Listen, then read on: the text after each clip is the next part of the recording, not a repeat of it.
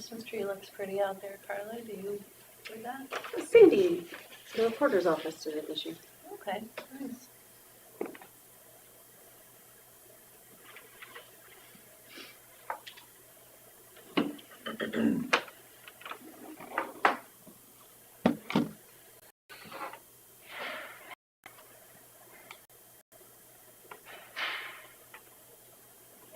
Hey, Chris. I'm alright. How are you?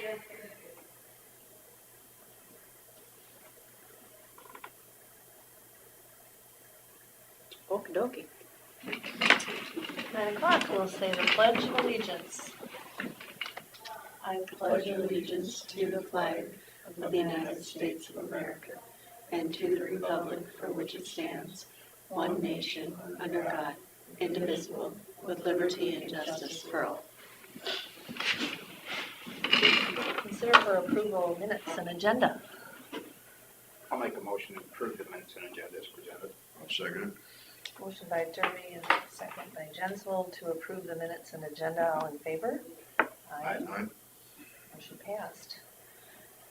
It's 9 a.m. Jody Applegate, Elderbridge Annual Report. Hi, good morning. Welcome. Thank you for having me. This is my first time doing this, so I apologize if I'm a little rusty. But I've been with Elderbridge since February of 21. Took over as the Healthy Aging Director in June of this last year. So what you have before you is our annual report. And then inside the annual report is the spreadsheet that just kind of shows you where our dollars have gone for Winnebago County for last year, July 21 through June of 22. Just some few things. I'm not going to read all that to you, but we have had increased requests for services. As you guys have probably seen just even in your own daily lives, you know, that people are in need. And so we have had a huge increase post-COVID. We also had, a lot of home delivered meals during COVID. A lot of those people have found that they like to have those meals to stay at home. So we're really working on trying to get those people back into their senior centers and congregating. So one of the programs that we did was called Iowa Cafe. And so that is to get people to congregate. And currently we have 11 restaurants in our 29 county area, specifically for that purpose of getting people out and congregating. But we've also seen, workforce shortages causing providers, to reduce or terminate some services that they have. And then also, so we still have, our return to workforce. We have an older population where we help those people. We have programs to help them find jobs too. So just that information's there for you. I don't know what else they talk about, so fire away if you've got I've questions. seen this cafe, like, placards on it. Which ones are the ones in Winnebago County? There are none in Winnebago County. None. I've attempted to get like buckets to do it or somebody like that, but Is it a lot of paperwork that they're not willing? or- No, it's actually, we make it quite easy for the restaurant. Right now, when we first started it, we were aiming for counties that didn't already have a meals site. And so that's really where our money was going. Now we're just kind of looking at sustaining that. It's been a huge,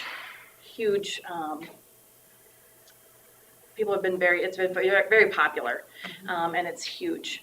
But no, for the restaurants, it's really a win-win because they get people in. They are guaranteed payment. So we set up a contract with them. We look at their menu. We try to keep their menu as close to what they're already doing. We may have to have them add juice or milk or something like that to a meal to meet a vegetable and a fruit and a calcium requirement. But it just it keeps it separate. It keeps it easy. So if people were to go in with their grandkids and everybody orders let's say a pork fritter, they should look the same. So it's not going to be people walking in and say, oh, that's an Iowa Cafe meal, and being able to point that out to people. It keeps it very simple. We set up a contract with the restaurant. There are cards. The restaurant gets an iPad. They swipe the card with the iPad. It registers. Automatically at the beginning of the month, I run a report. We write the PO. The restaurant gets paid. Whatever it was we contracted with them for their amount per meal. And And so there's really no paperwork on the restaurant's part. It's just a matter of getting them signed up, and then now the funding. We were on a 3-year grant when we started that. This is the end of year 3. Just so you kind of have an idea, last month, we sent out checks for $72,000 just for that program. Wow. And then, in how many counties is that? We have 11 restaurants. 11 restaurants. 11 restaurants. Matt's is probably the closest one to Garner. And for here. Bean and Bistro. Bean and Bistro in Northwood. In Northwood. Pretty close. So, That's a great program. it is a great program. It serves anybody 60 and over and their spouse. So even if the spouse isn't 60, they can still go in and eat too. If I understand right, that there's up to an $8 meal or something, or $9. What we do is we just set the contract with the restaurants. So the restaurants have had to increase their prices too. Yeah. So on average, our highest one is $12.50 a meal and our lowest is $8.50. So it just varies between that range then for the restaurant. But there are no prices on the Iowa Cafe menu. People just go in and they can choose anything that's on there. So there's really no substitutions or anything like that. So the restaurant actually has a cafe. Yes, so it's when somebody goes in there, they just say, I have an Iowa Cafe card, because they have to present that card anyway, and so then they give them that menu. But it's a very popular program. It's not meant to take the place of meal sites. So that's the big thing for people to know, is that it's not meant to do that. It's meeting a different population. When we look at people who are 60, 65, a lot of them are still working. And to be able to go into a meal site at exactly 11:30, every day, to meet that window of time frame that the meal site's serving may not work for them. And so it opens it up that they can eat at that restaurant any time that the restaurant's open. So Matt's is open for breakfast. So we have people who go there for breakfast. We have people who, go to the Blue Heron in Mason City for supper. It's So kind of if they have a card, if they, excuse me for interrupting, no. if they have a card and they go into the restaurant, present it. Yep. They don't present any money. just the tip they leave for their waiter or waitress. Okay. And then we turn around and then at the beginning of the next month, send them a letter. That it is not a bill, it just makes them aware how many times they use their card. Gives them back the opportunity to donate back to the program. Just like we do with Congregate, we ask Congregate meal participants to donate back to the program as they're And able. there's a suggested amount? Suggested price of $5, just like our Congregate meals. I thought I had remembered you said that when you Yeah. presented this, or it was presented to us before. So the people who are using the card, how often can they use the card? Right now, we set it up for 15 meals a month. Just not knowing how popular it was going to be or how far our funds were going to go, that kind of thing. Now looking at the budget and how we're going to sustain this program, because we don't want it to stop when our funding is gone. When that 3-year grant is over, we don't want this program to just suddenly stop. So starting January 1, we're changing that to 6. And where is that on your report here, the cafe part? It wouldn't be on our county one because we have nobody. Yeah. Oh, participating in it. yeah, Right. right. But you can, somebody from Winnebago County can get the card and Yep. still use it like a The card, and we actually, some of the other AAAs have an Iowa Cafe card also. So we actually, over in Riceville, have an agreement with NEI 3A that their people can eat at our restaurant there at the 10th hole. And so we have a couple that, with them also, that our people that are signed up with Elderbridge can eat in a couple of their different restaurants. We just pay them then.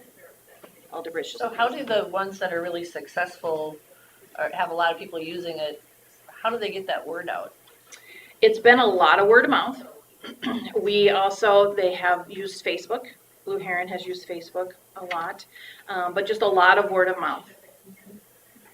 There are table tents that we provide for them. We also provide them if they want to do some, radio advertisement, things like that too.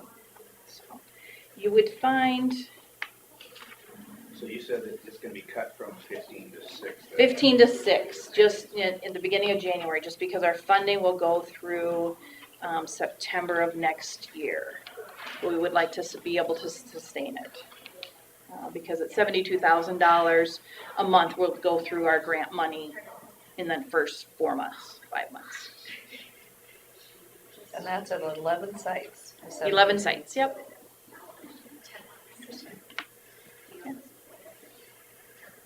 So would any of the numbers be counted under your congregate nutrition? Yes, we count all of that as congregate nutrition. Iowa Cafe is counted as congregate because they are congregating. It's really, there are some restaurants that allow people to take it home and, have takeout and things like that. But it really has been pushed as a congregate program. Yep.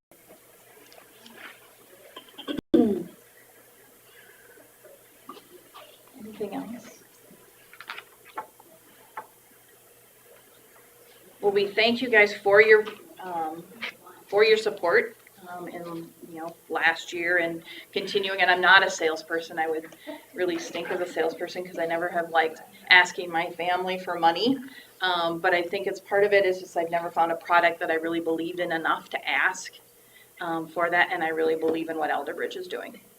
Not just the food programs and things that I'm involved in. I'm also involved in healthy aging. So it's not just nutrition. So we do evidence-based things like Tai Chi, Matter of Balance, other classes, because really we are trying to keep people in their homes as long as we can and avoid having people to go to the nursing home because we really want them to be independent. So I really believe in what Elderbridge is doing. So do you somehow co-op with the veterans too? I mean, that's just the reason I'm asking, Yeah. because that's our Next one. up is Veterans Affairs. Well, and they may at a different level. I personally have it in the healthy aging, but maybe Lifelong Links has done some. Sandy Jackson is our director in Lifelong Links, and so maybe she has done some with the Veterans Affairs.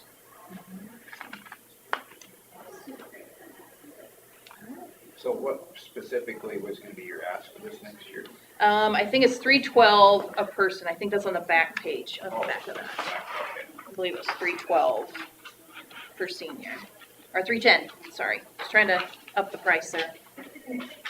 $310. So you'll see some changes, differences here too. Last year under congregate meals, we had Come Along Citizens Club. So that is actually Kanawha. So Forest City Meal Site was making the food for Kanawha and helping to do that. We've changed that now, and that food's coming from Goldfield now. So that will be a little difference there in some of those expenses and units provided.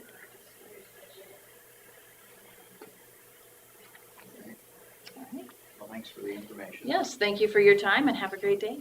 Thank you. All right, I'll get out of here. One. Huh? 2. Thank you, guys. Thank you. Have a good Thanksgiving. Thank you, you too.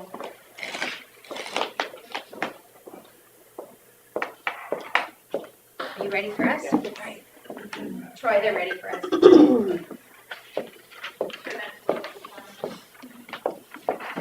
Morning. Morning. Congratulations, everyone, for Thank you. your Let me just jump right in. Sure. Okay. Hey, this is Mary Lou Cleveland, and I'm pleased to present to you a letter signed by the chairman of the Winnebago County Commissioners, David Peterson. And we would like to recommend Troy Thompson to fill the commissioner vacancy that was left by Barney Ruderstedt in July. And this would be to recommend him to complete the term, Barney's term that would have expired on June 30th of 2023. So, did anybody want to look or? No, go ahead. There you go. So you got some big shoes to fill.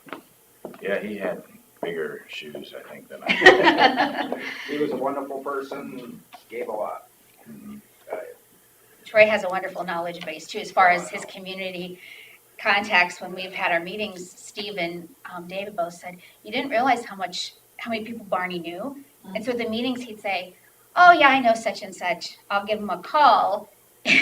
All of a sudden, Steve and Dave will be like, yeah, Barney probably would have known that person or, whatever. So grateful for Troy's contacts in the community and his vast experience and I feel lucky we could get military. Troy to participate in this, because I know he's got a lot of knowledge in this area, the community. Exactly. Yeah, I think it would be hard to find a better candidate for it.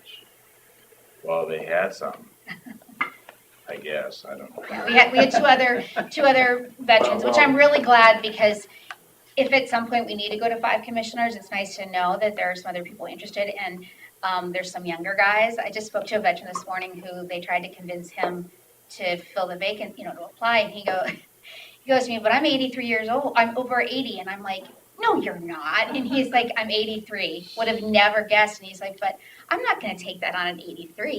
He said, I want somebody younger to fill the vacancies, that we need to get some people in there that can stay. And so, yeah, grateful that we got some really great candidates. But Troy was by far, I'm sure there's candidates that are as good, I just don't know whether they Yeah. could be much yeah, better. no, it was, yeah, Right.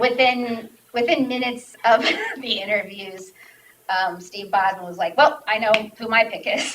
So it was a fairly easy decision after the interviews. So, Steve, Bosman, yeah, wow, Yeah. yeah, he's married to my first cousin. that's right, he has And mentioned then, that. he actually came to church at our church because his grandson was in the Christmas, or the singing in church, and I think laughing pretty good at coffee after church. Yeah, I'm very blessed to have had a wonderful board of commissioners to work with upon my hiring. And losing Barney was the hardest thing I've dealt with this past year. But I'm really grateful to have a full commissioner board again too.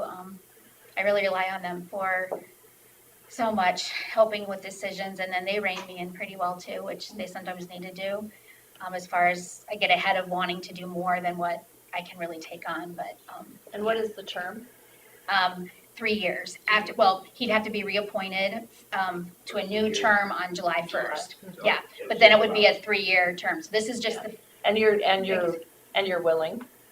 Yes, that was a It's question. That was not one- just that Yeah. interim? No. Right. You'll have them trained by the first of the year then? Right. Yeah, we'll Yeah, see. right. We'll see. And my other big question was, I hope you're really good with budgets. So ask him if he could help out with that. And he Yeah. said, because I can't believe that's coming up again already. It feels like it just happened. But no, I said, can you be in this for the long haul? And he said, yeah. So, Burning the loss for the whole county, he yeah. he loved the whole area. Yeah, he did. And he kind of took me under his wing, and he'd call me. I usually get to the office no later than 10 till 8, so he'd call at like 5 till, and then he got used to me answering, and he'd say, "Are you busy? Do you have a minute?" And he'd give me whatever information I needed, and then I said, "Yep, we're good." And not that my other 2 commissioners weren't supportive, but it was just sort of like he just would call and check in.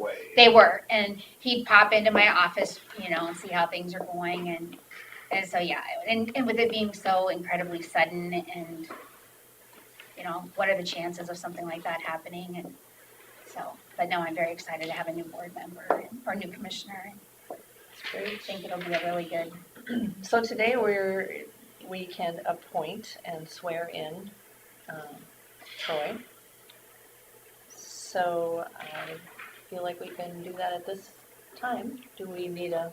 I guess I can make the motion since it's kind of my area for representation. So I'll make a motion to appoint Troy Thompson to the Veterans Affairs Board. I'll second it. So we have a motion to appoint Troy by Derby and seconded by Jenswold. All in favor? Aye. Motion passed. And we need to swear in. Ready, sir? I am.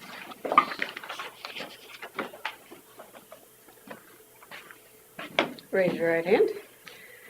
I, and state your name, I, Troy Thompson, do solemnly swear do solemnly swear that I will support the Constitution of the United States that I will support the Constitution of the United States and the Constitution of the State of Iowa, and the Constitution of the State of Iowa, and that I will faithfully and impartially, and that I will faithfully and impartially, to the best of my ability, to the best of my ability, discharge all the duties discharge all the duties of the Veterans Affairs Commissioner of the Veterans Affairs Commissioner in Winnebago County, in Winnebago County, Iowa, Iowa, as now as now or hereafter or hereafter, required by law. required by law. All right, thank you. I'll be signing right there. Yes.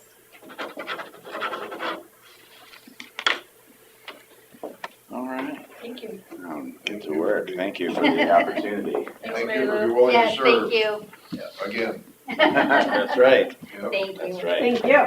All right, well, I guess I have some stuff to read before Monday. If you have time. All right. Okay, do we have Liz Thompson on there? Are you here, Liz? All right. Sorry, we were a little over. No, you're good. So I am here this morning to ask for permission to use courthouse parking lot. I don't know. For New Year's Eve, we are hosting our annual New Year's Eve Gala. It's our biggest annual fundraiser of the year for the Education Foundation. And we are just looking to see if we can use your parking lot to set off fireworks at midnight again this year. Do you know how many years it's been done? This will be our, well, technically this is our 5th year. It's only the 4th year of actually happening because we had to cancel it in 2020. So, but yeah, this is our. The third year of the fireworks. I think so. I didn't attend the first 2 years, so I don't know if they had fireworks the first. Yep. Yeah, I know Tim keeps a pretty close eye on the weather. Last year it was kind of iffy on whether he was going to be able to set them off or not. He was able to set off some of them. I don't think he was able to use the full thing that he wanted to do, but he was able to set a few. Yes. Be Yeah, very that was a subject of, I believe Kevin brought it up, you know, the fact that that old road might have started this project. Hopefully they go up high enough, you know. Yep. Like I said, I don't have a problem with it. Any discussion? Since we've vetted this in the past and it's worked well, I guess I'll make a motion to approve the use of the courthouse parking lot for the fireworks on December 31st. I'll second it. Motion by Derby and seconded by Jensvold to approve the Education Foundation to use the parking lot on December 31st. All in favor? Aye. Motion passed. Thank you so much. I appreciate it. He already stamped it approved before we. Well, but it wasn't signed yet. That's true. No, you're good. Yeah, I think they talked about it at City Hall or City Council last night. So, Okay. Thank you. perfect. Thank you so much. Do you guys need a copy of this? Yes, would you go over to my office Yep. and have them make a copy Yeah. and put it on my desk? for me? Absolutely. Thank you so much. Thank you for your time. Thank Thank you. you. Is that all the Thompsons on our schedule then? Yeah, they're really, we're loaded up to tops. Just Jensen's had that. Oh, see? 30.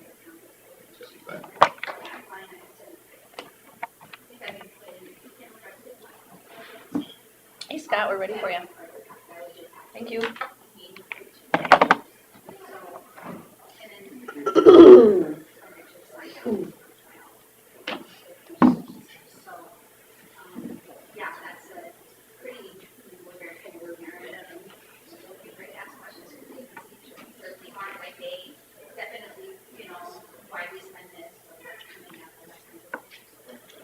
Well, my grandson got to make his own lesson the other day. Oh, From the formation of the ball to the rolling out to, what he made it to. how gray was the dough by the time he got done playing with it?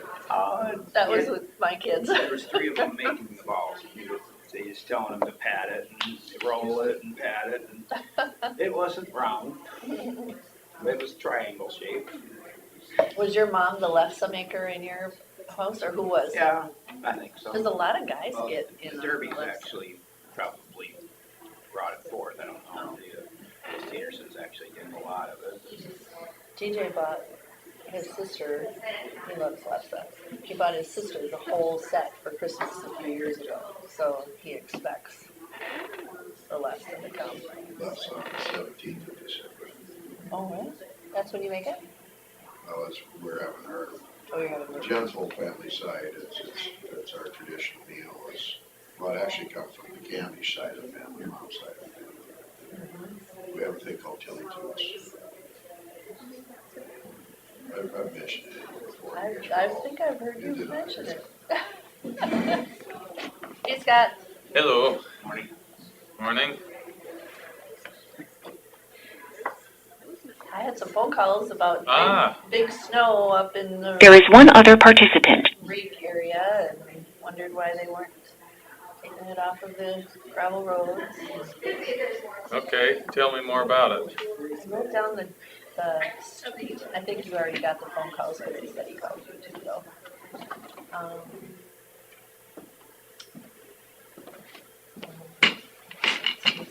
When was the call, or? It was a few days after that.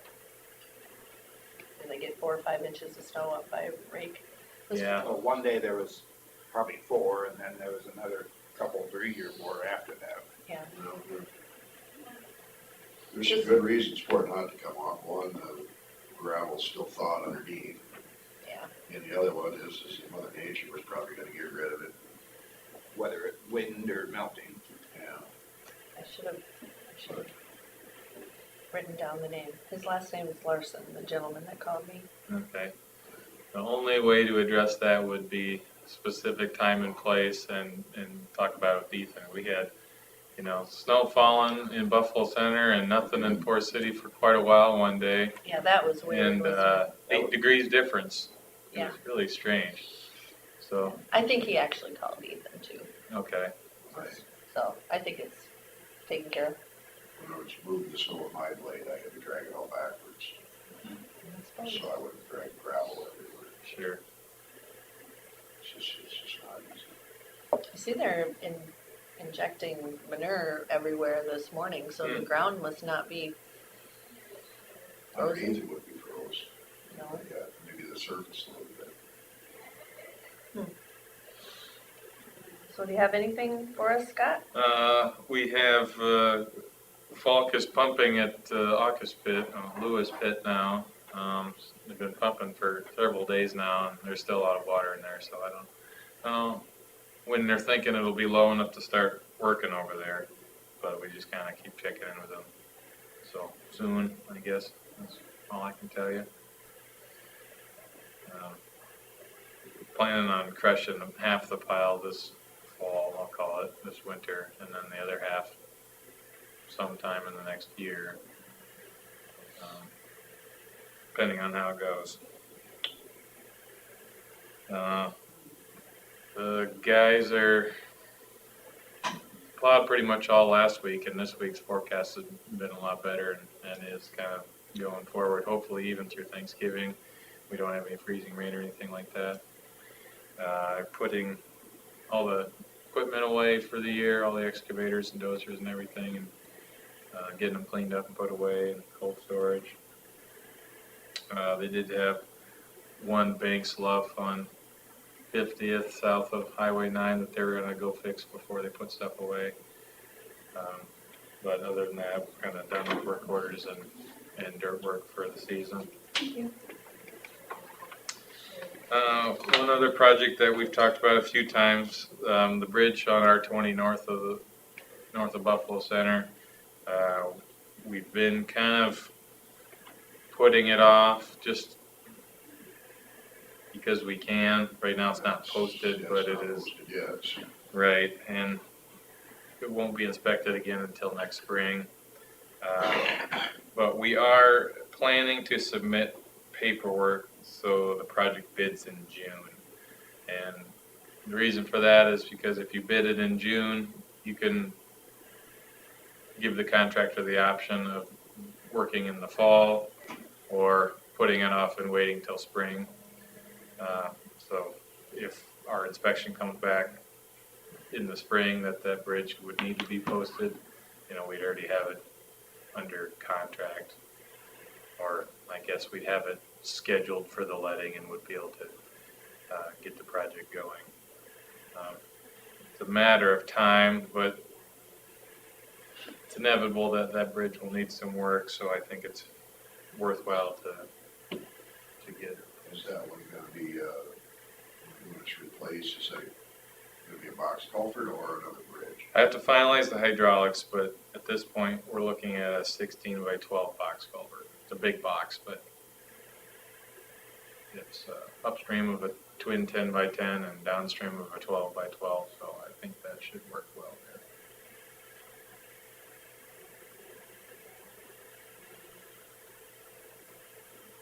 So we'll be sending out notices for temporary easements and things like that here soon, so if you hear about that, that's what we're doing.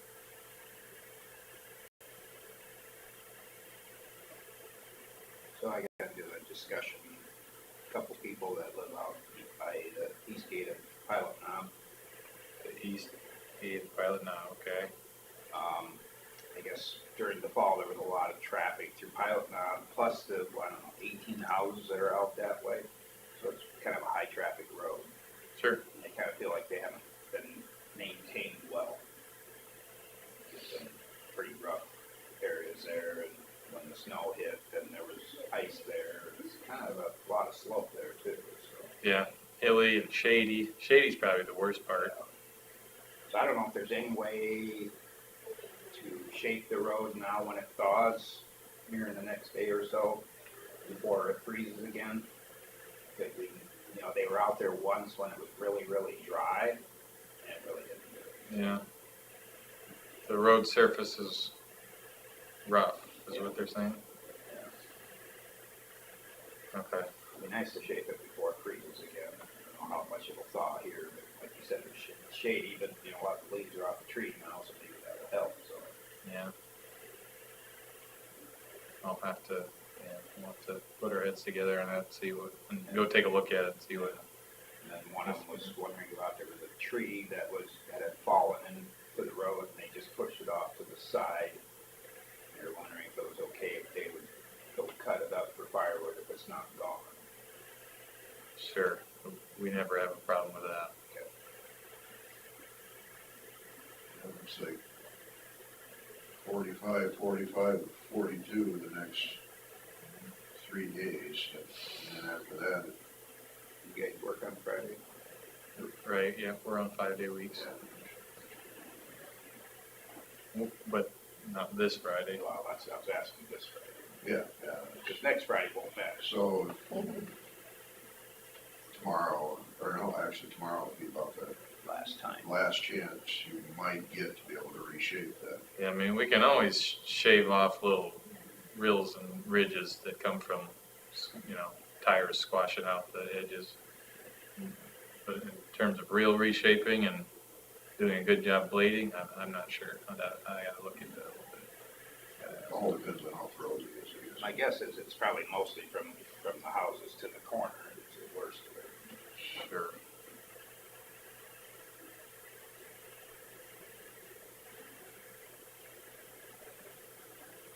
We'll look at it, see what we can do. Okay, is there anything else?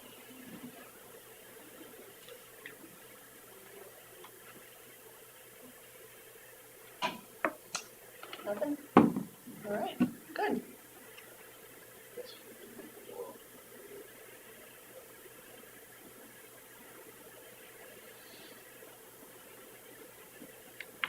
Yeah, let's talk to Chris. 511?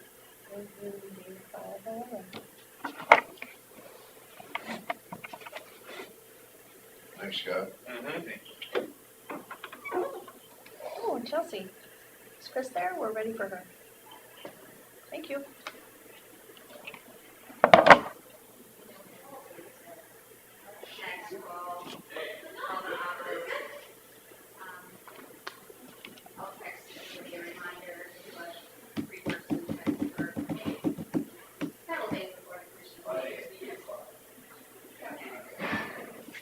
I'm just surprised at how many dollars were used for that cafe stuff.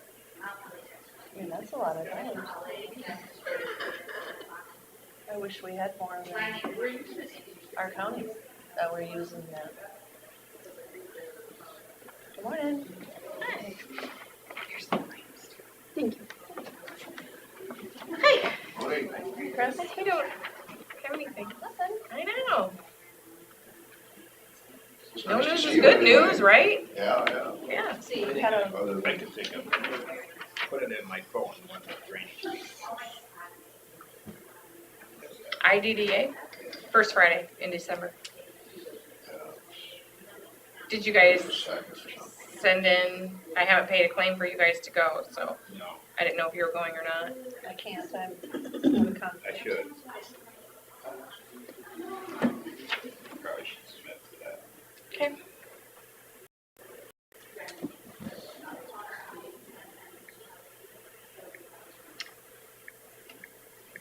Make it a little. Probably. Okay, well, get me those claims as soon as you can and I'll get you registered. Charleston, So they sent us, That's in Fort Dodge. Fort Dodge. is there an email with a? No, it was in the newsletter.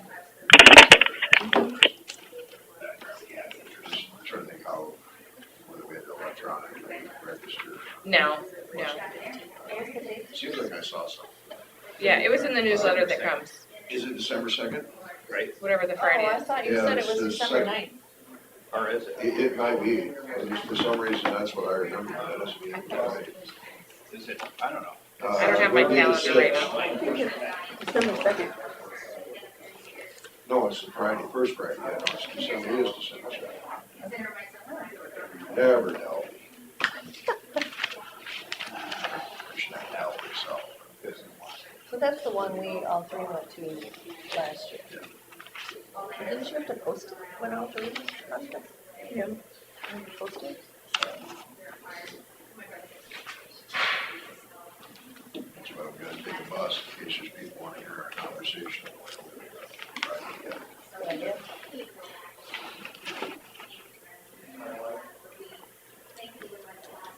I rearranged from one bag to the other, so I kind of lost it.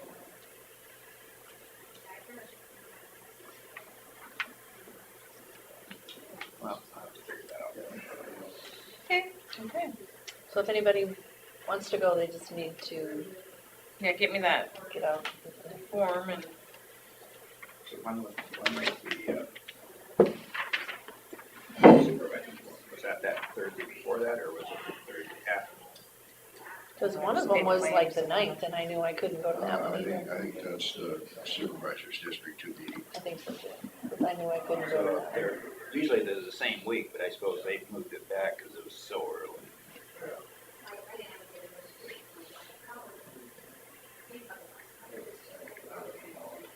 I forgot on my phone, but I knew I couldn't go.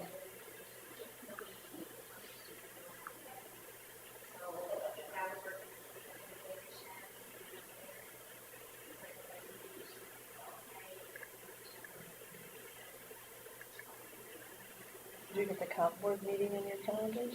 Then too? 6th, is it? No, that must be it for drainage. okay, sounds good. Thanks. Yeah, yeah. Thank you. Thanks. Um,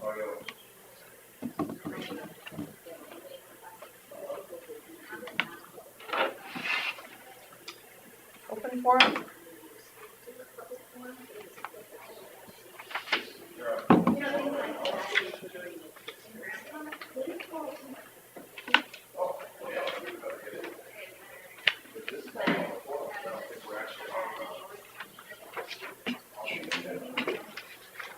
We need this.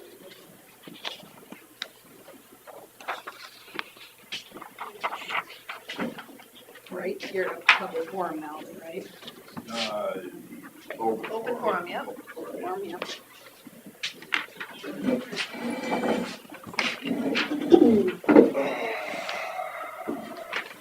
Good morning.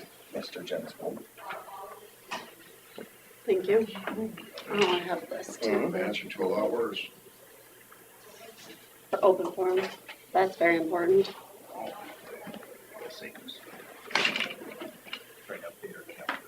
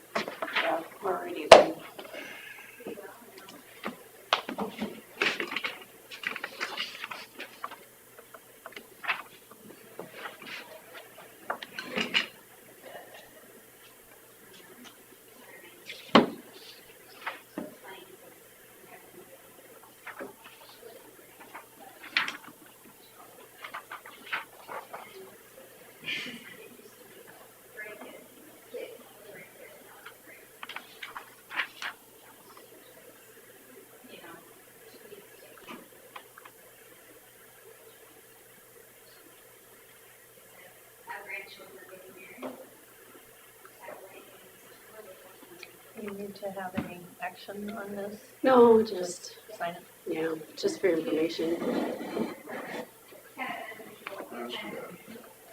Yeah. Well, it's better to find out now that she can't handle it than. You never know.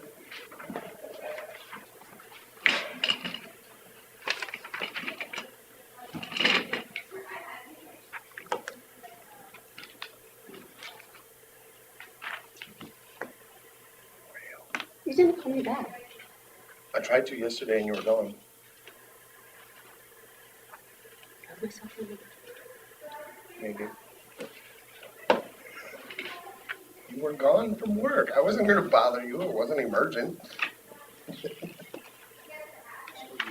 meeting for the supervisors and ambulance service is at what time? We were gonna shoot for 6:30, wasn't it? 29. Was, and Well, that that's was, what you were gonna call I me was- back about. I'm gonna say, we kinda talked about 6:30 On the, on the 29th, the Tuesday night after, Isn't that the truth? at 6:30? yeah. That'll give all of our people a little more time to get home from work. Okay. Oh, you came up with a date? Yeah, that Tuesday, we talked, didn't we? Yeah. Just in the evening, I think 6:30 would work better, 6:30. So we'll just go 6:30.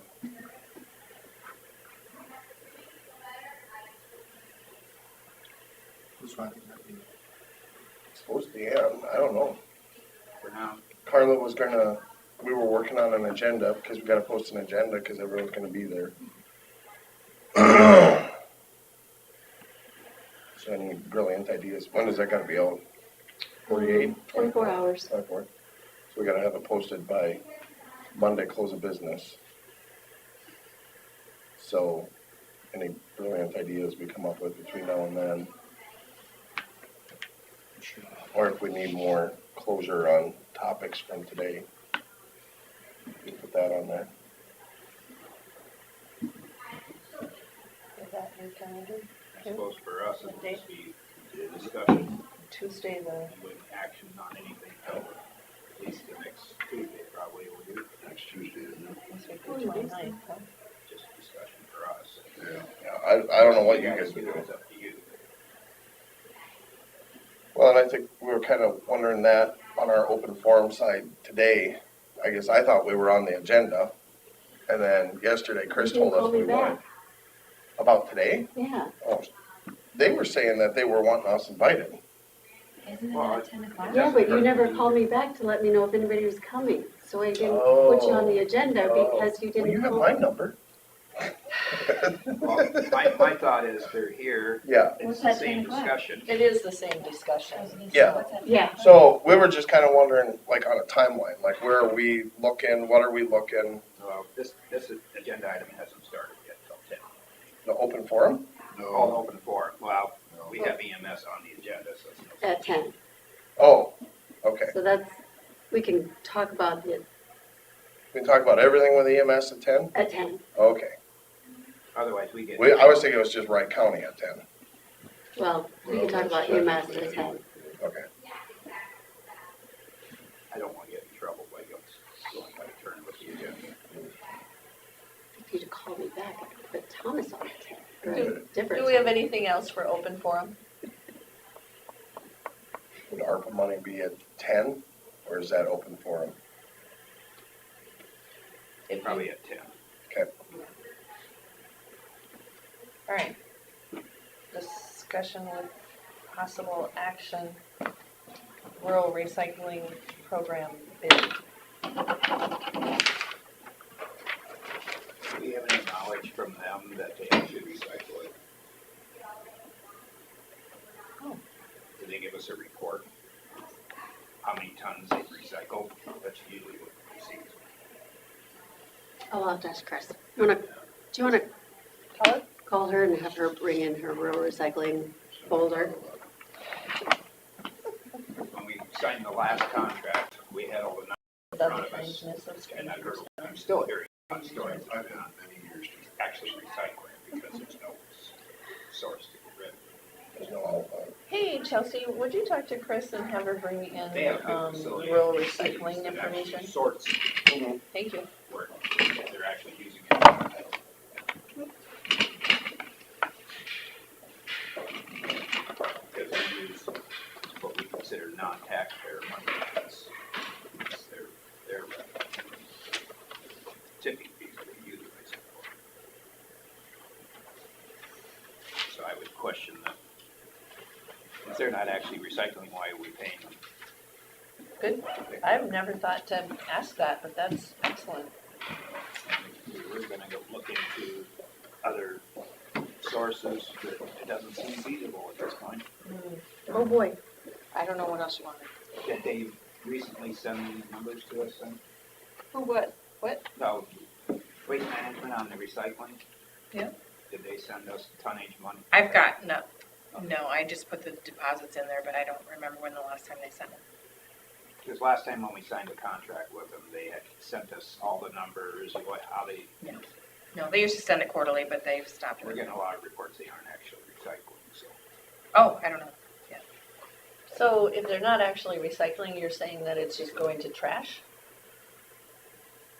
I always was told that they take it out there and load it into a return truck to the cities that comes down. Don't know that for sure right now.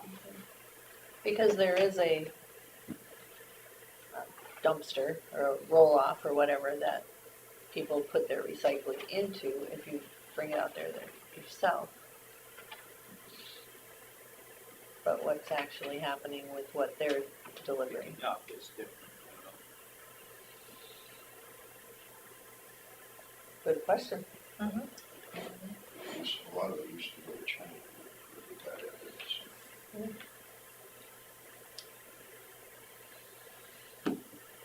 So let's do the backstory on this a little. Your guy from Buffalo Center, does he have a source to get rid of the recycling? I would assume he takes it to the same end place. As waste systems. Yeah, and then my guess is he takes it to BERT, which is also waste management. If you want to get rid of any refuse in Buffalo Center, you have to haul it to BERT because we have a contract and then they load it on a semi, haul it over to Lakeville. Can't haul it directly to Lakeville, so you gotta go to BERT first. But my guess is the recycling also.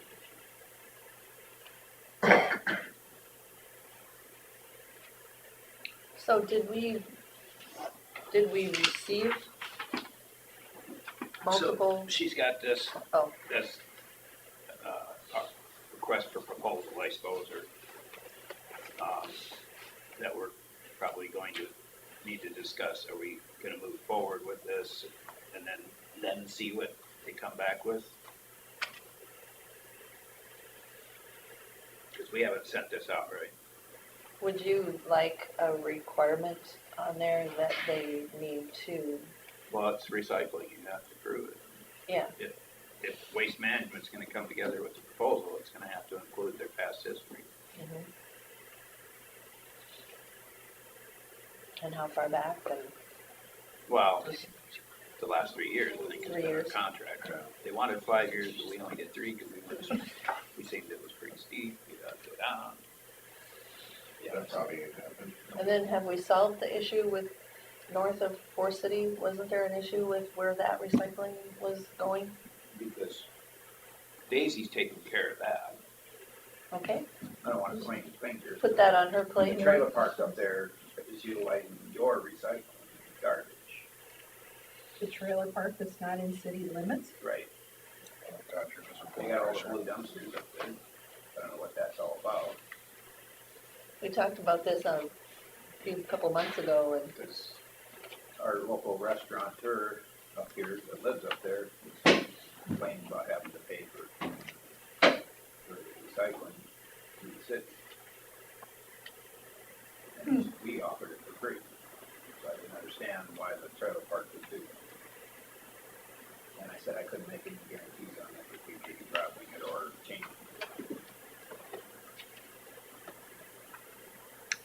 I know nothing about us picking up any garbage recycling outside of city limits. maybe it's another company, I don't know. You guys just need bags for garbage, right? Maybe it's just the recycling there. I don't know. And we pick up nothing outside of city limits. And We get somebody else? We just assumed that it was the city. Maybe I'll have Sally call you.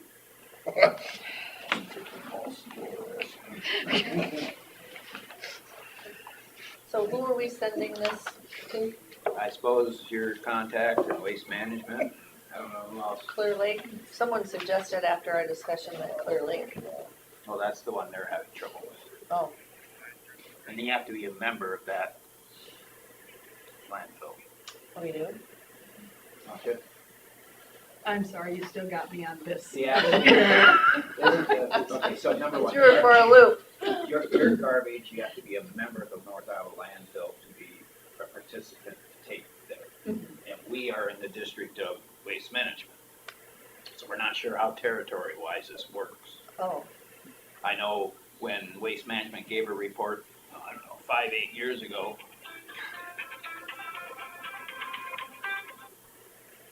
Turn this down. When they give a report to the community, like 8 years ago or whatever, because it was required by the DNR, they were touting how their landfill actually gets credit for all the recycling. And so it's a territory thing, and that's why Buffalo Center goes to Burt. Most of Winnebago Don't County trust goes those there, lines, huh? but Fort City goes to the North Iowa landfill, so I think it's by territory. We're a member of the landfill in North Iowa, Yeah. yeah. If that's what you're I think asking. at one time Barney was the chair of the board or something. wasn't he? Yeah, about 30 years. Yeah. Yeah. He was the, He knew everybody. he's the chair of it, yeah. So I think there are complications to try to, and I don't know who does your recycling.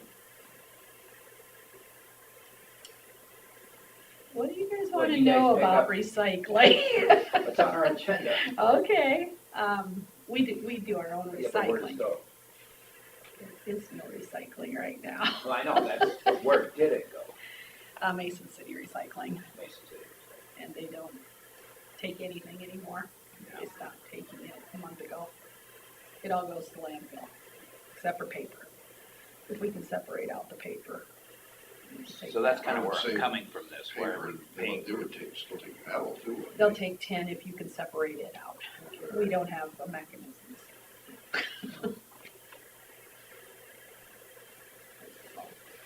I thought all these places would have had something to separate that by now. Our staff does not separate them as they pick it up. It all goes into one part of the garbage truck. So when we take it to Mason City Recycling, they will separate it out. If we don't come separated, they will not take it, so. And we've been looking into every avenue for a month here, and we can find no one who will take recycling. So we'd love to have proof yours is actually going to a recycling facility, because we have neighbors telling us quite I suppose I could different. take a road trip sometime, They're, or several times, just to make sure it ends up out of the county. Just go out to the top of the big hill and see what's getting dumped in there. You know, on my recycling day, just go out there and see where they dump it. And then know when it's gonna go out. I gotta tell you, that's really frustrating. I take my little bag of recycling directly to waste systems. Now, like, again, we don't know what they're doing. But man, that is really, So, Not do we cool. still send this request for proposal out and see what comes back? absolutely, I think so. Don't you? Is that the way you want it? Do you want changes? Well, if they're not recycling it, why would we have, I just would like, then we just will start making one trip with garbage trucks. Rather than having two vehicles hauling stuff to the same place. But we're not paying for garbage. It's true. We keep our own garbage. So it'd be a budget item that would free up some money for something else. Like EMS or something. just confirmed, no city pickup of anything in Rocky Knoll. Okay, so I don't know where they're recycling to. They must have hired somebody else then. You said they're blue dumpsters? It seemed like there was something blue out there. Absolute waste is, there's absolute waste on it.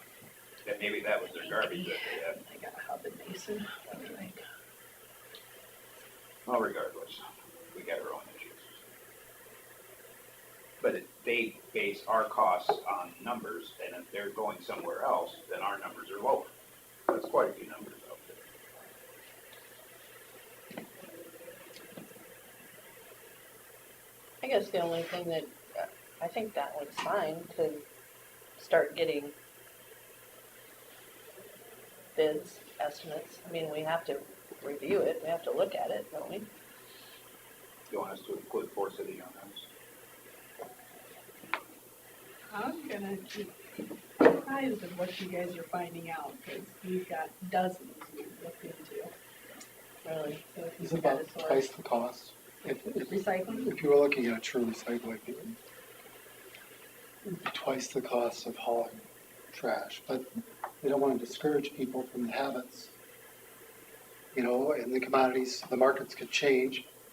I know in Thompson, I pay waste management, right through the city, I pay waste management $5 or $6 a month for each dumpster.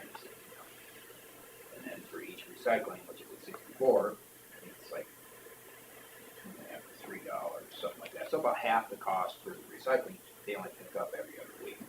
So conceivably, it's about the same cost in volume. Well, the Sunday is also every other week. Which is fine, it works out well that way. I could just train my residents to actually recycle properly. Diapers, recycle. So are we gonna send this out then, as is? Sure. We have I don't to, know where else to send it other than the one you know of and waste management. Get some bids on it and see what the numbers are, I guess. Do you want me to put it in the paper or just send it? Did that say we are open to different ways, like with dumpsters and stuff, or? Well, we were hoping Yeah, that no, they would it's- just- It's, clean out sites monthly, so that means we're gonna have, That doesn't specify one way or another. clean out sites weekly, clean out sites every other week. Should we put something on there that, you know, they could still offer what we're doing now, so we can compare, but Yeah. So if we go with. you don't wanna mislead them that, you know, we're dead set on this. that's true. We're just trying to look for best price, best case. We gotta scenario. compare it to having sites and to what we have now. I mean, and you could say in their best interest of the residents of the county. We could add another line that says whether it's an existing scenario or a new. They're gonna And know I suppose better you could than- say in there, we currently are utilizing a monthly pickup for rural. And I suppose we better identify the towns we pick up. Well, Let me see it. Do we have all the shops on there? Is there a shop in Scarville? What's on the north side of Scarville? It used to be the shop. Oh, It's gotcha. private. It's sold. Oh, Private gotcha. now. Okay, Two-wheel has okay. that. So this is just for recycling drop-off. there's both of them on there. Right?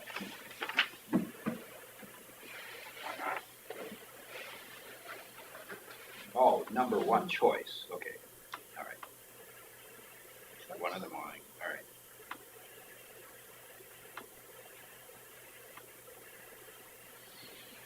So it should say monthly, number one should say monthly, right?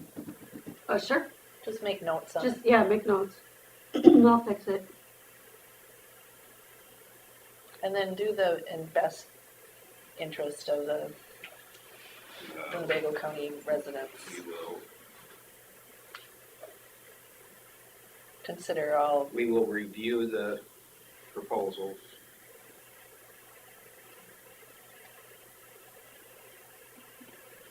Good luck reading this.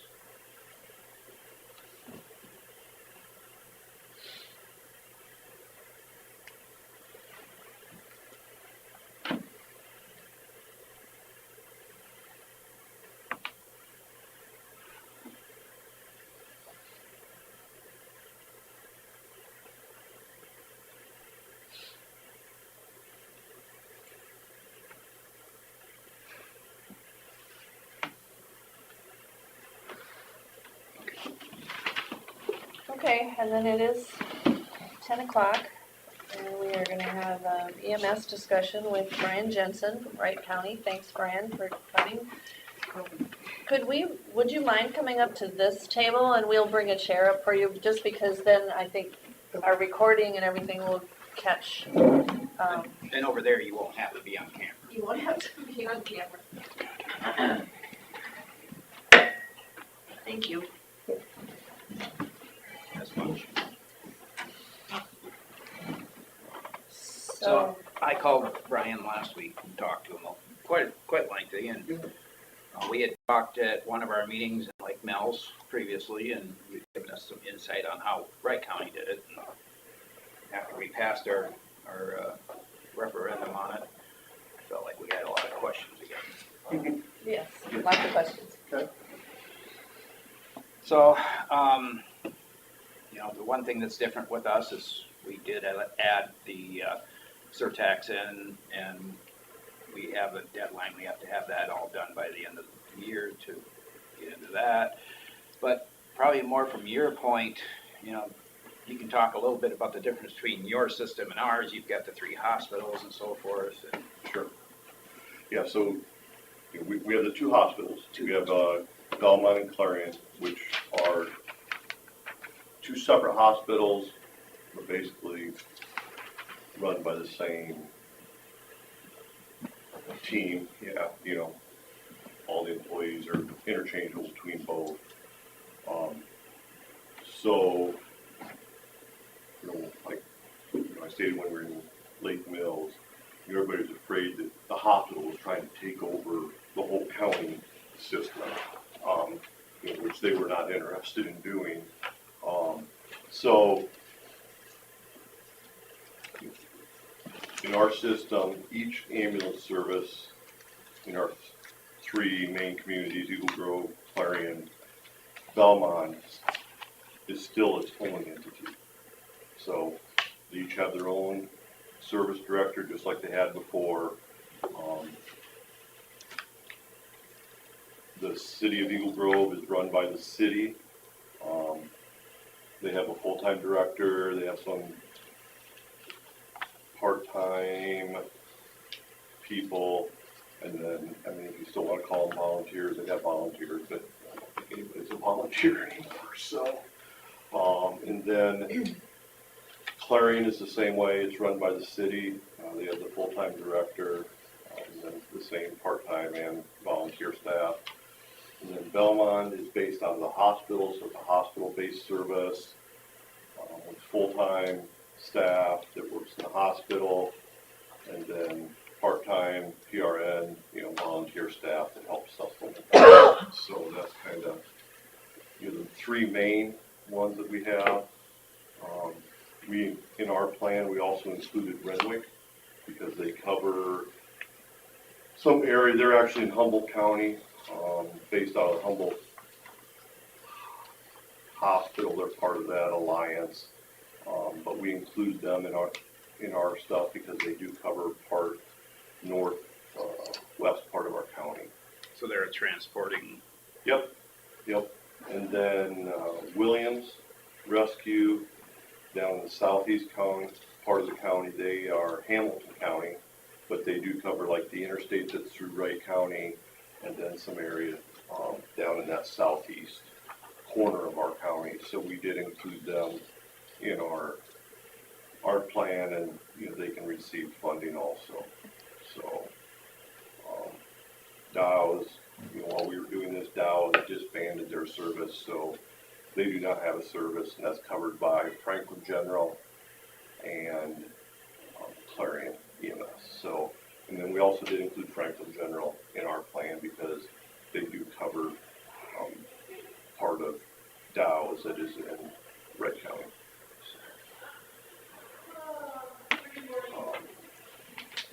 Then, I think total wise, when I talked to Terry the other day, I think, total wise, we're probably about the same through our property tax levy. I think we're raising $586,000, and I think between both years, you guys are right around that 550, 60 range, I think, correct? I think we're, 570 or 568. 568 probably. Okay.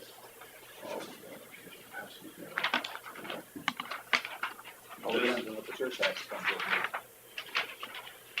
And this is kind of how we break ours up, the funding for the year. Carla, I think this is, Carla, this is the same. I got one. You got, okay. This is what you got. You guys want one too? Yeah. Okay. Each agency gets so much per square mile of coverage area. So we figured out what the coverage area is for each service, and there's 582 square miles, I believe, that Wright County consists of. And then each service every year, they can submit and just get that money for that response area. So yours is just off the physical coverage, it's not off call volume? Well, I'll get Okay. it. Okay. So,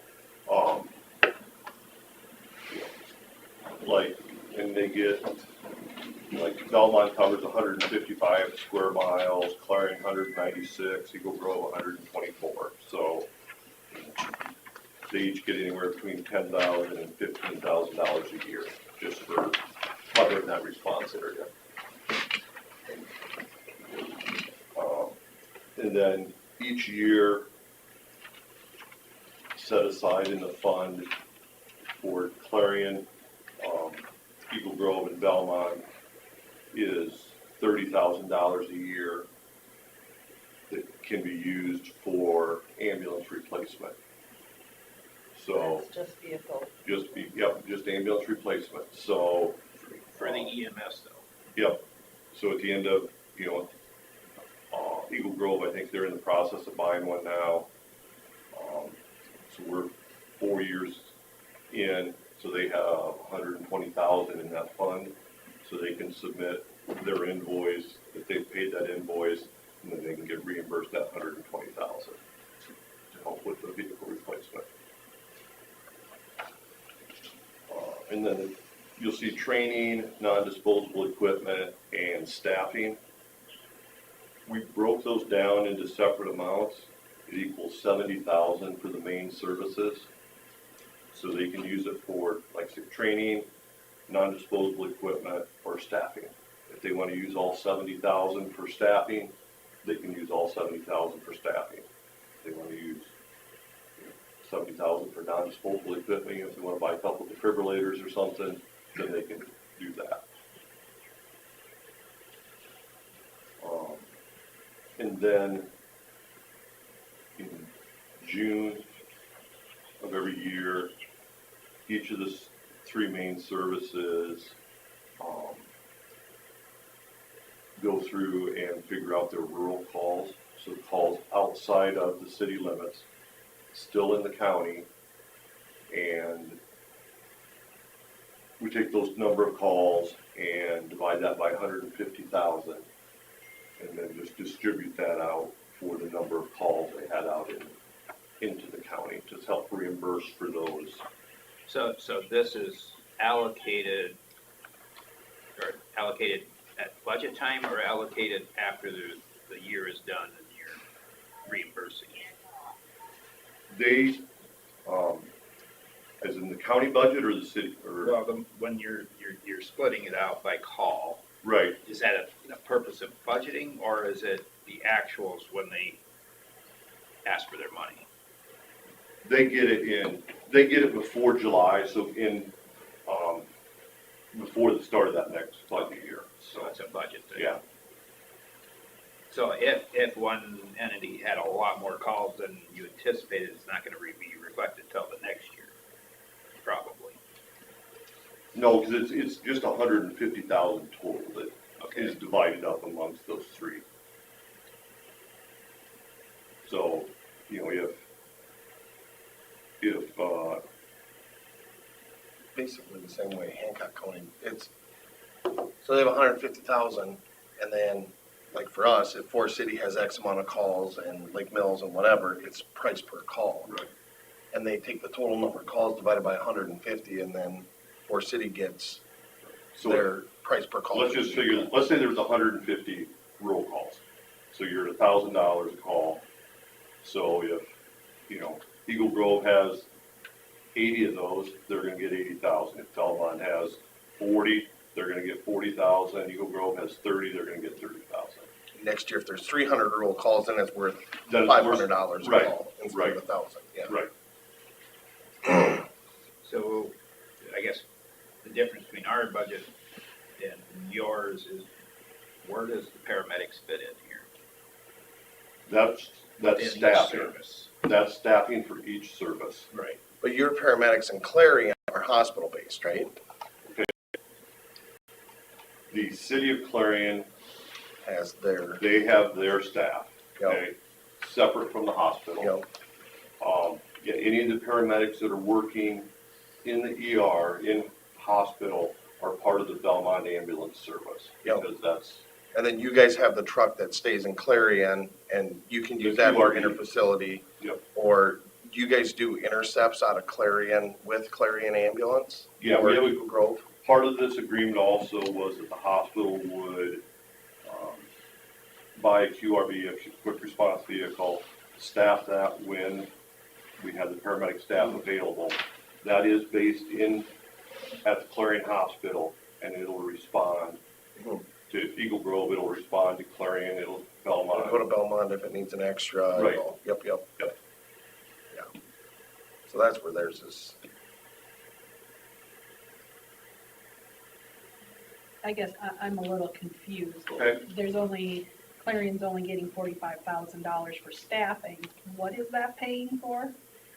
That's the volunteer ambulance. Only for the volunteers. So they have two different ambulance companies in Clarion. Yeah, so the And city, yeah, when it says Clarion here, that is for the city of Clarion for their ambulance. Clarion EMS, Right. which is sometimes ALS, most of the time BLS service stationed at the city hall. You got two trucks, don't they? Clarion EMS does, and then your specialty truck sits in there too.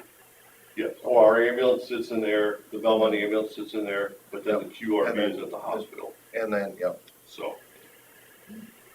so that's what Clarion's is. I just wanted to make sure I was understanding. This isn't all the salaries then.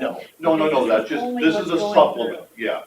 Because Okay. the Belmont ambulance and the Clarion paramedic is all staffed through Iowa The hospital, Specialty. Yeah. Yes. We wish we had a hospital. Yeah, that'd be super handy. And then you'll see the hospital also receives funding, the 25,000 for vehicle replacement for the QRV. Yep. $2,500 for training. So the Wright County still has a EMS association. They do all training every year. So we just help supplement that for them. So, and then non-disposable equipment, so we could, the QRV equipment. And then the staffing out of that pays for the EMS coordinator position, and then also pays our medical director and our medical director. We have a ER physician who's PA. Of course, she can't be medical director, but she has a lot of knowledge in EMS, so that part of that money pays them if and when they show up to, like, if we have a advisory council meeting, our technical advisory committee meeting, they just get paid a per diem to attend those. That's kind of cool that you have a medical director that'll show up to your meeting. We had to entice them with. Entice them with cash. So, and we have the same medical director for the 3 services in the county. Basically the same protocols, you know, except depending on levels of service. You wanna talk about your makeup of your Sure. advisory council? Yep. So with the advisory council, you know, I think as I told you guys when we were in Lake Mills, when we started our advisory council was way too big. Know that feeling. So right now, our advisory council consists of the board of supervisors has a representative on there. And then,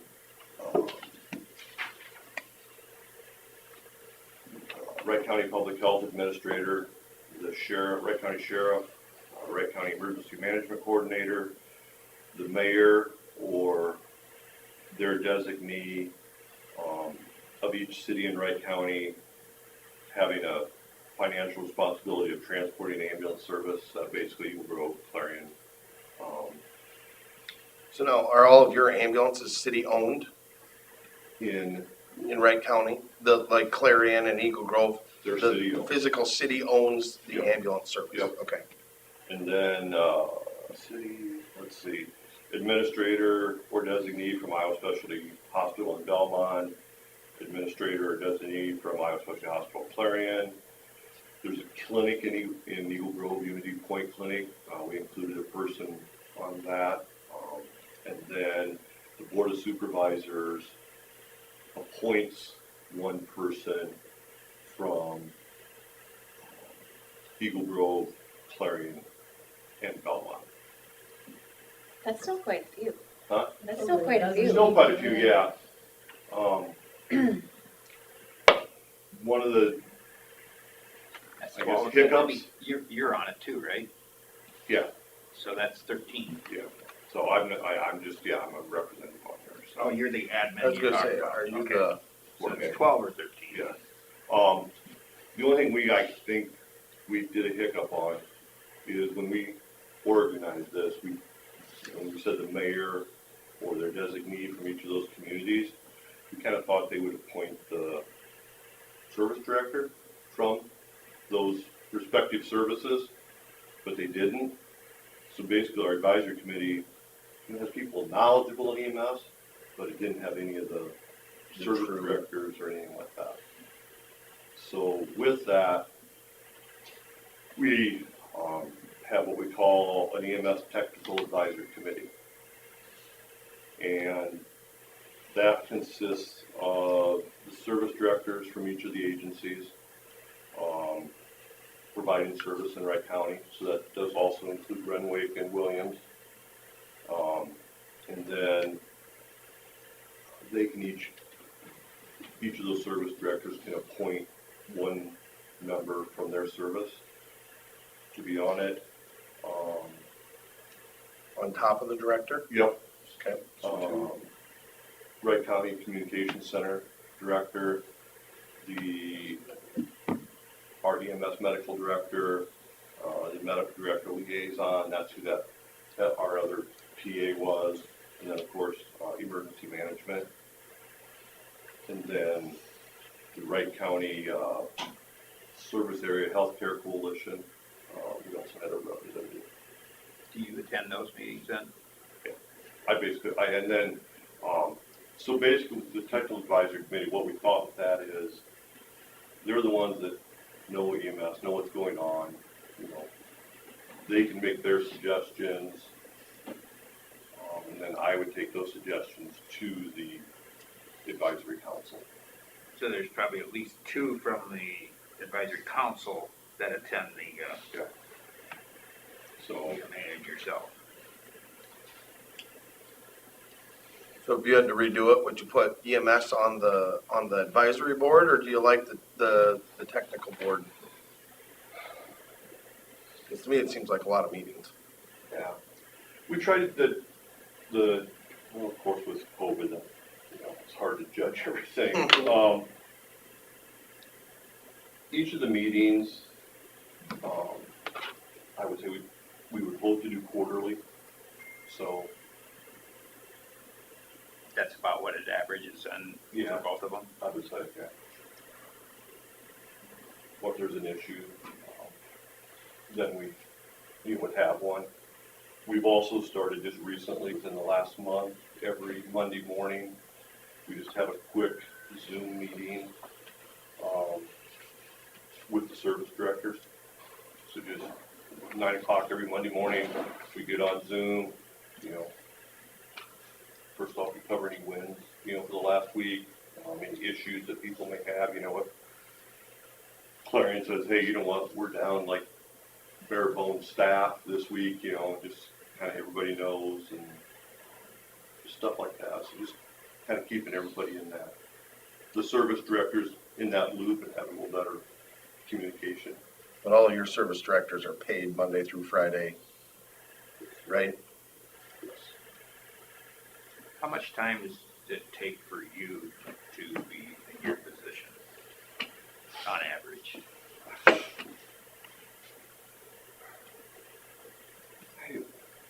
I don't know, it's hard I'm to. sure it varies. Yeah, it does vary. I mean, it's really hard to say. I mean, I'd say lately more, it's been more just because, we do the Monday morning meetings, turning in some funding and just, different things like that. All the funding goes through me. So any of the agencies that want to get reimbursed for any of their stuff, they have to submit it to me. And then I turn it into the auditor. So it is a reimbursement. Yes. A quarterly then, is that what you're saying, because you meet quarterly? They can turn it in anytime. Okay. I'm pretty flexible on it, so.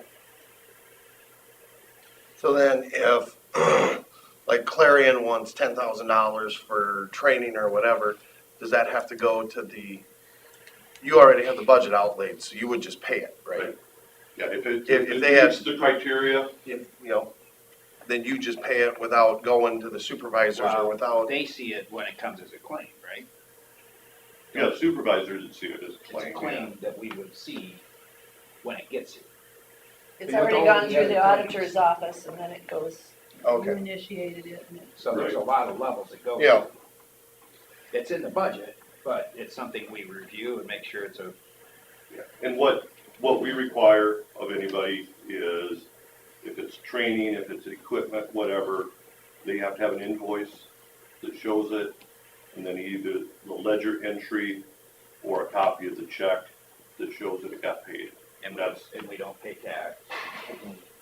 so that's how we do the reimbursement.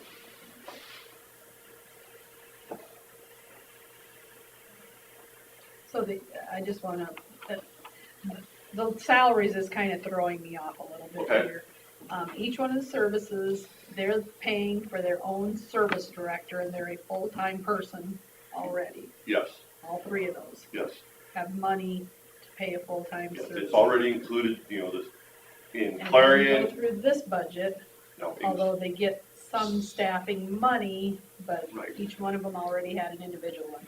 And then all or part of your salary comes out of this also. all of mine does. And When what's we, your title? EMS coordinator, Your coordinator, their Yep. service. when we came up with this 586,000, we basically went to each of the services, and that was a total, probably pretty close total of what each service was losing. That 586, but total for everybody. So that's how we came up with our number. And then when we proposed this, it's like, this isn't a replacement for, we didn't want the cities to say, oh, look, we're gonna get 70,000, so we're gonna cut the ambulance budget by 70,000. This is a supplement to help offset that. budget. Well, can I confirm then? Are the service directors all paramedics? No, Because Where are we Eagle paying Grove, the medical staff from? Where's that money come from? What's that? Where's the money come from for the paramedic staff? from the Hospital. city budget. Doesn't yours come from, So the cities are kicking in. the paramedics are employees of the hospital though, aren't they? Well, yeah, but, okay, Eagle Grove and Clarion do not have any, they're not a paramedic level service On their city ambulance. on their city ambulance. They are not a paramedic level service. But your paramedic that is in Clarion, working in the ER, can go out and catch the Clarion ambulance. With the QRV, right? Yes, and we've got 2 rapids Right. in our county. I've got the backup. And they're paid out of Iowa Specialty Yep. Hospital. Because they also double in the ER as a provider in the ER Correct. when they're not out on the ambulance. And they collect accordingly when they go out, right? Like the hospitals that employ them, do they bill for that then? No, the hospital does not bill for the QRV. That was part of this It's a free. agreement is we provide that when available and, they use it. And then, if Eagle Grove requests the QRV, the paramedic will go there, jump in their ambulance, and then Eagle Grove would just bill it as they would bill it, for an ambulance call. And then the hospital, that paramedic does a run report, but, they do not do any. You do the run report and you turn it into Clarion EMS, and then Clarion EMS bills it at an ALS level. Right. That's exactly what we do. So, Now, these service directors, since they're not medical people, No, they're they're- more They can administrative be- people? No, they're EMTs. I was gonna say Okay, it could be they're EMTs or an Yeah. advanced It's not EMT, paramedic. or a But paramedic if they they are work. running, They're service. they're the administrative end of making sure everything's getting done at their At their particular service, correct, yeah. but they also are covering They're their day crew. their call. Do they contract out their billing? Belmont, well, of course, through the hospital doesn't. I can't answer for Eagle Grove and Clarion.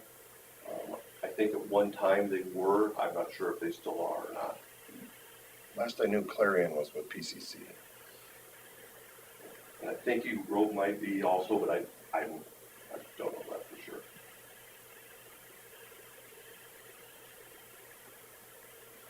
Do you 3 know that our service directors are, I'm gonna say, unpaid? Yeah, they're all volunteers. You know that right now, right? Okay. It's just generally the president of the service, and they're doing all the administrative things. They Well- may designate things out, but They do get paid in Forest City. They get $100 a year and $5 a meeting. stipend, they're volunteer. That's why I suggested we get more to each service.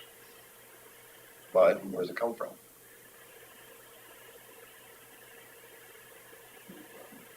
To be fair, We need a some of it should hospital, come from a each city. county hospital. Yeah, and I mean, Yeah, I wish we had a I'm- hospital, but that's not the case, so we can do it. And Belmont or Clarion, neither one are a county hospital, Yeah, but they're city Yeah. hospitals. so no, they're owned by Iowa Specialty. No. You're not, they're still run through the Belmont is a city. city hospital. They're run through the city budgets, so, So they levy for but it? they're not funded at all from the city. Oh, they're not? No, they do not receive, It's just a city building. No big So- taxes. One of those. but it's been that way for their 97 years. existence, so, How are you guys on staffing? like everybody else. Sucking wind? Okay, good. And that's, so we're coming up on our 5 years. When we did this, we have the 5-year sunset. So we're on year 4, so we're gonna have to decide how we're gonna, go forward with it. And, it's not a quick, what we try to tell everybody, just because everybody's getting 500, this money, it's not a quick fix. Because staffing is probably one of the biggest issues, and, it's just not the people out there that want to do this anymore. So when you say coming up on 5 years, does that mean your levy referendum's done? Mm-hmm. So you gotta go through this next year? Yes. Yeah. So how many major changes did you make from your first year to now? I mean, I'm sure there's many little ones, but. No major ones, because, you know, when we adopted it and it went before the Board of Supervisors, it was pretty much set for that 5 years. So will there be changes when we redo this? Yeah, I think there'll be some minor changes and stuff that we'll do, so. You know, and I can give you guys a copy. We basically took the system standards from the state and include those as a Wright County EMS standard. So, quarterly, the services, you know, there's a few things that we track, you know, response times, you know, just things like that. So we can show, you know, at the end of our 5 years, if it has to go to another vote, we can say, hey, look, you know, we've improved response time in the communities. The QRV has responded to this many calls. So just certain things like that that we kind of track. You know, the percentage of calls that the response unit goes on? I would say it's more, it's getting to be more just because Belmont has been able to hire some staff. I was gonna say, you guys have gotten a little better on staffing over the 5 years, I know. Yeah, so that's helped, so. I know Clarion's big hiccup at first was just staffing, getting a paramedic to run it, wasn't it?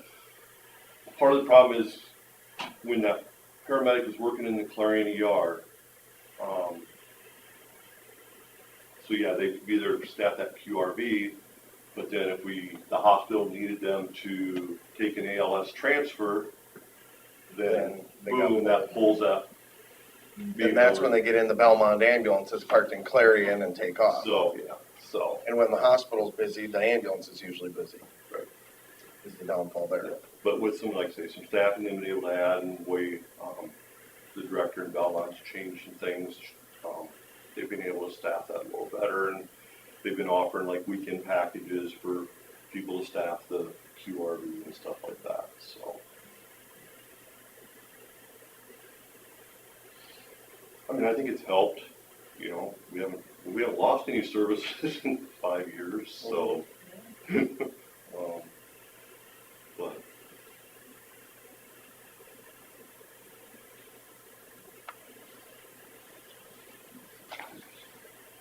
So I don't want you to have to toot your own horn, but at our other meeting at Lake Mills, my takeaway that day was that part of the success of what's happening in your county was you having a person in your position that was. Yeah, I think having a person knowledgeable in that position, I've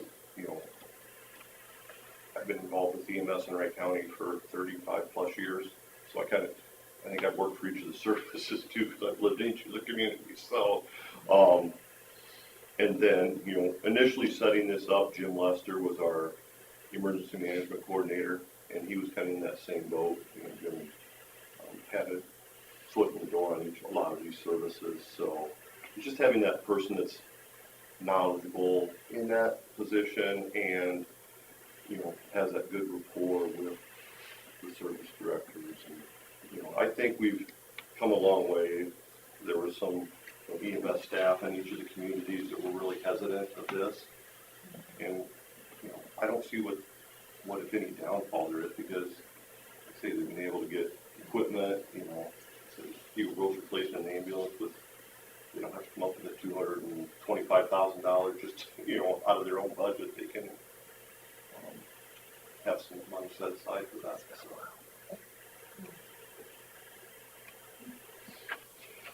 I have questions about governance. So are there bylaws? Does your advisory council have bylaws that are set, that have been endorsed, that are driving the bus that Yes. this group comes back to? Yes. Are you willing to share those? Yeah, I can. I don't have them with me, but yeah, I can get a copy. I kind of wonder if you might, let me see if I have them. I don't think the bylaws I Oh, did. okay. So, but I can get you a copy. And then Well, there's bylaws right here. oh, all right, there you go. So we have them. We can get you copies. And then we have a memorandum of agreement between Board of Supervisors and Clarion Ambulance and some of those documents. So that was all digital from Andy, and you had sent them to Andy, and he sent them to us.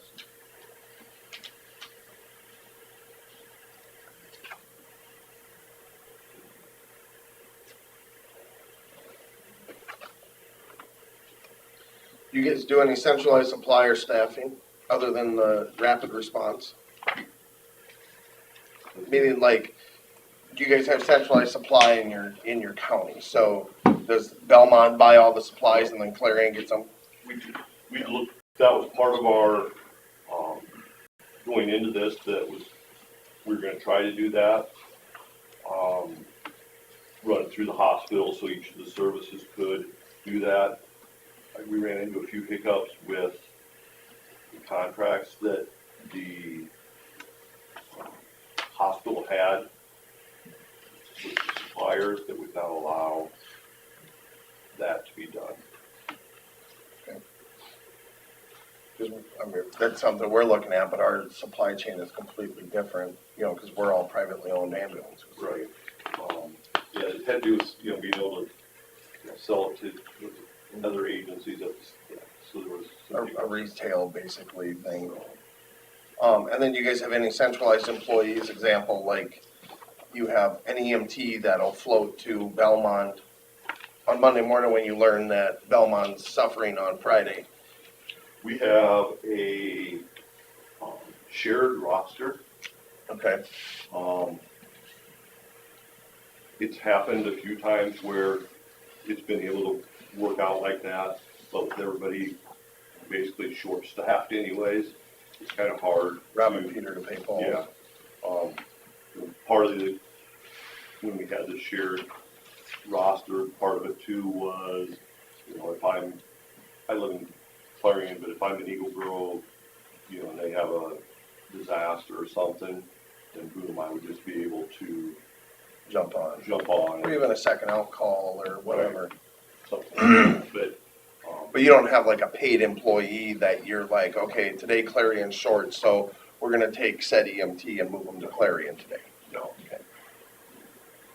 because that's really hard when you get into, you know, if it's a Clarion employed by the city of Clarion, you know, ambulance service, and if they're going to Eagle Grove, then who's paying them, what comp are they gonna fall under, who, you know, there's just some of those logistics that are.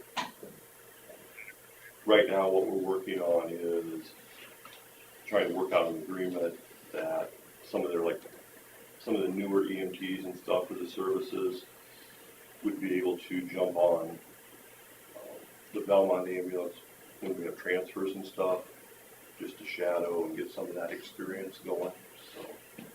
Do you have any retention or any volunteer benefits? Each service has their own, so I can't speak on what those are, but yes, they do offer, you know, like I said, I think all their volunteers are paid, for their call time. And then I think they offer, you know, if you cover so much, then you do get a little bonus or something. Is there any like retirement, like IPers or 401Ks? They're all IPers. They're all IPers? Yep, being They're all city. IPers because they're all owned by the city and, okay. Yep, in the hospital, so they're all IPers. You know, I know Belmont, you know, based out of the hospital, all their, still call them volunteers, but they're on-call people. When they're on call, they get paid, unless it's changed, it's hospital for a year, but minimum wage to be on call.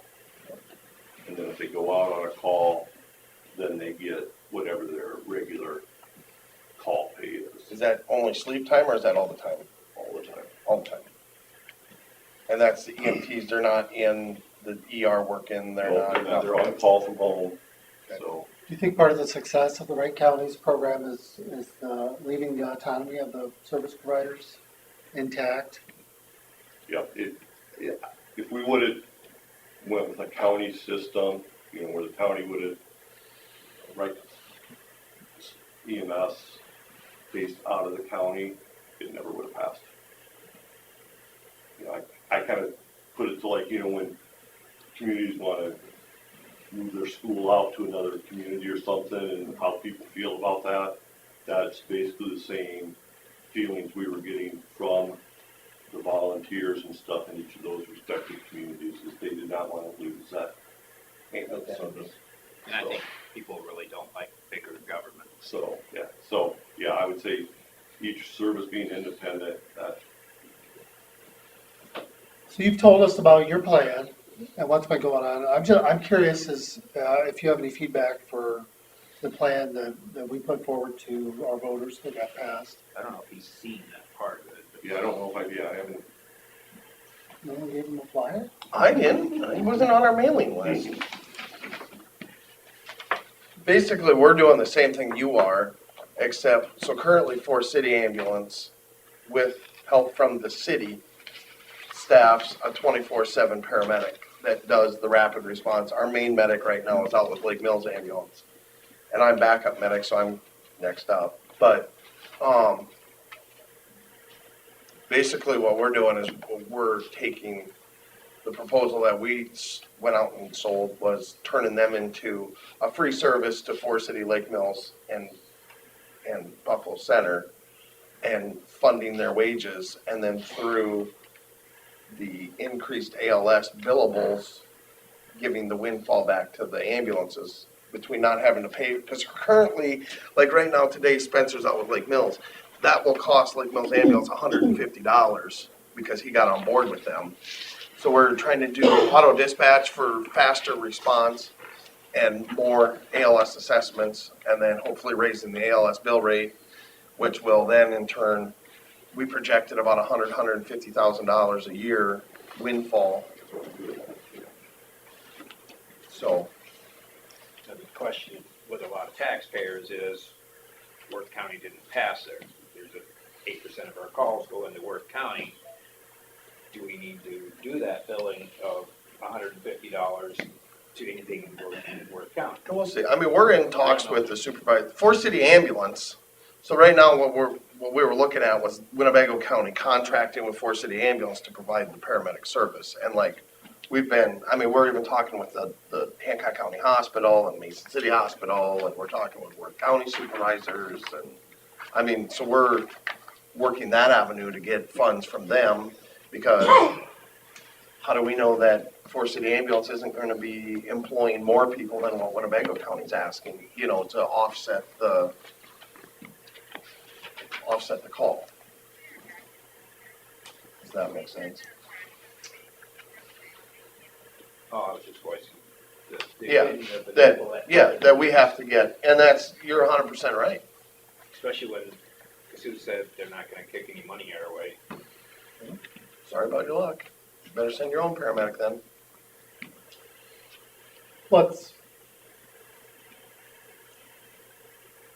I think there would quickly become a decision of the service providers. We have an obligation to our catchment area too, and that's where it's gonna.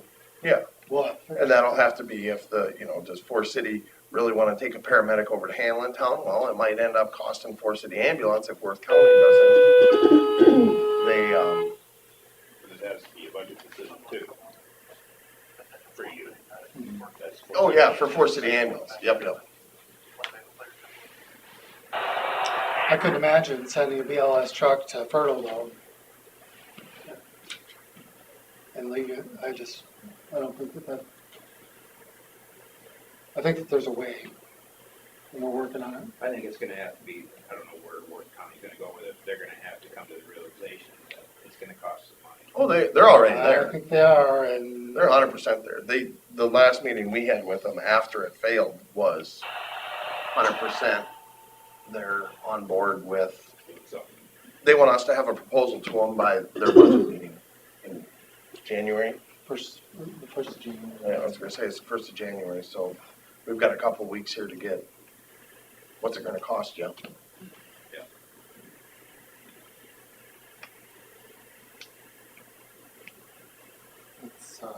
So it'll be quite a burden on all those communities and the board over there. And, you know, and that's where we even brought up talking to Hancock County Hospital too, because we go down there a lot for transfers. You know, one day we had 2 paramedic ambulances on the way to Des Moines, about 2 hours behind each other, because there was no one. Well, one of them was a Forest City resident. So, you know, I mean, so where do you draw the line there, you know, and that's where it was, well, I don't know. You know, do we need a little extra money to try to staff an on-call paramedic in Forest City to help you with transfers, so we're still leaving our 911s? You know, but then if Susan Smith is laying down in the hospital and Britt needing a ride to Des Moines, you know, how does that make you feel that you've got one of your own residents laying in the hospital wanting a ride to Des Moines because you ain't gonna find a bed, you're not gonna find a, ask him how easy it is to find a bed or a paramedic, you know. I mean, people lay there for hours. Did it fail in Hancock too? Hancock didn't do it, Oh, they didn't do it. because they run theirs through the hospital. Oh, sure. So the other angle we were looking at in this process was to make the paramedics a public employee, was to possibly run that through the Central Iowa Juvenile Detention, which we are all members of, as they do in Hancock, part of Hancock County. So they would get the IPERS through them. Because we're through, so all of our ambulances, with the exception, Buffalo Center is kind of a special thing, they're different. But Forest City and Lake Mills Ambulance are both private ambulance services. We're both non-profit, but we're not owned by the city, so we don't get the IPERS thing. Right. However, we're looking at different employer records and, you know, because long story short, at least the way the committee left it was that we were going to contract, Forest City Ambulance was gonna contract their paramedics to the Winnebago County levy, basically, and turn them into county medics, but Forest City's still gonna own them, if that makes sense to you. You would do the hire. Yeah, we do the hiring. We do the hiring and the firing. The hiring, firing, governing, staffing, equipment replacement for X amount of dollars a year. And then these people or the advisory board would say, we want you to respond to 70% of the 911s, and if it gets below that, we're gonna have a chat. You just have some guidelines. Yeah, Thomas is gonna sweat weird and if one of the jail veins popping out, oh man, that's a bad deal.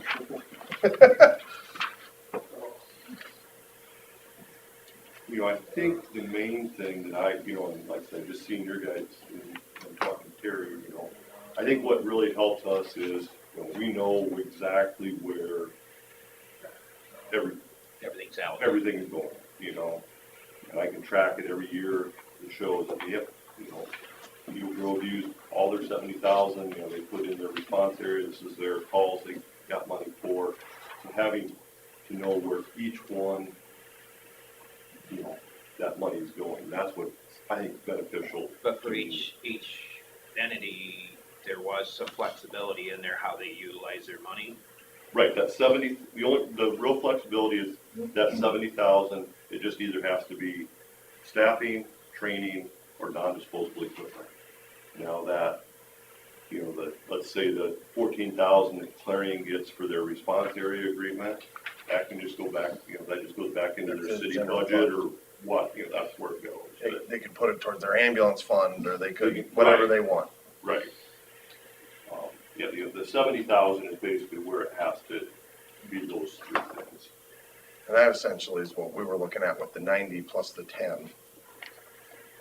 Because we had set aside 90,000 for the 3 services, 30,000 each.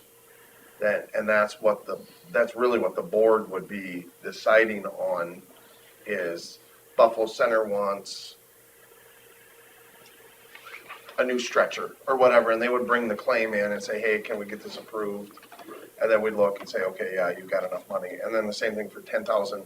Our goal with the 10,000 of county money for training is more not so much Joe needs continuing ed, it's that Carla wants to become an EMT.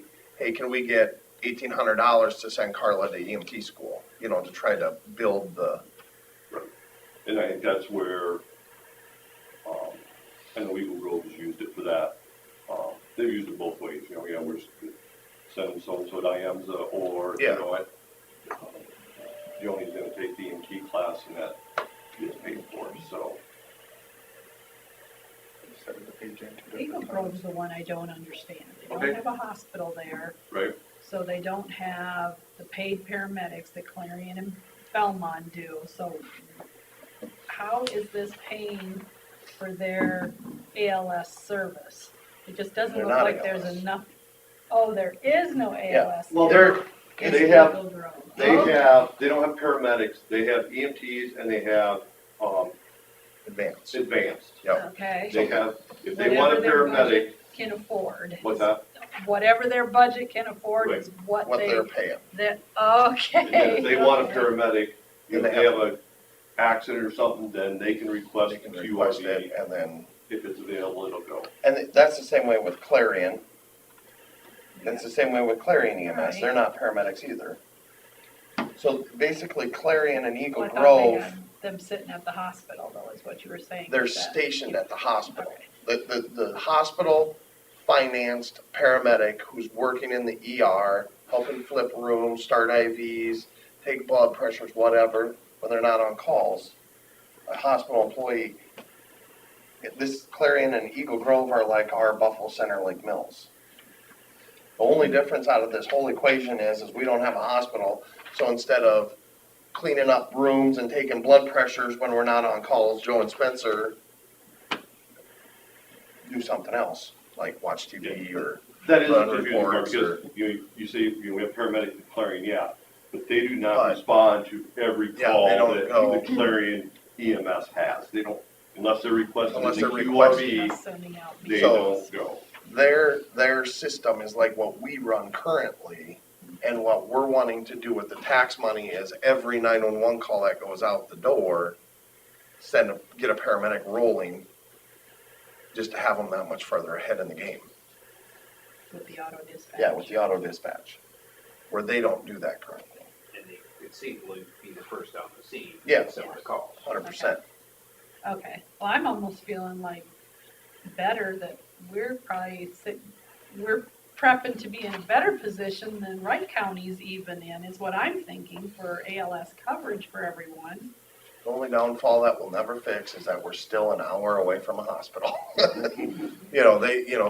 That's where they're winning, is they've got 2 hospitals in the county, and their transport time is, Yeah, they're back on the. I was gonna say, how long does it take your ambulances to turn a 911? Hour?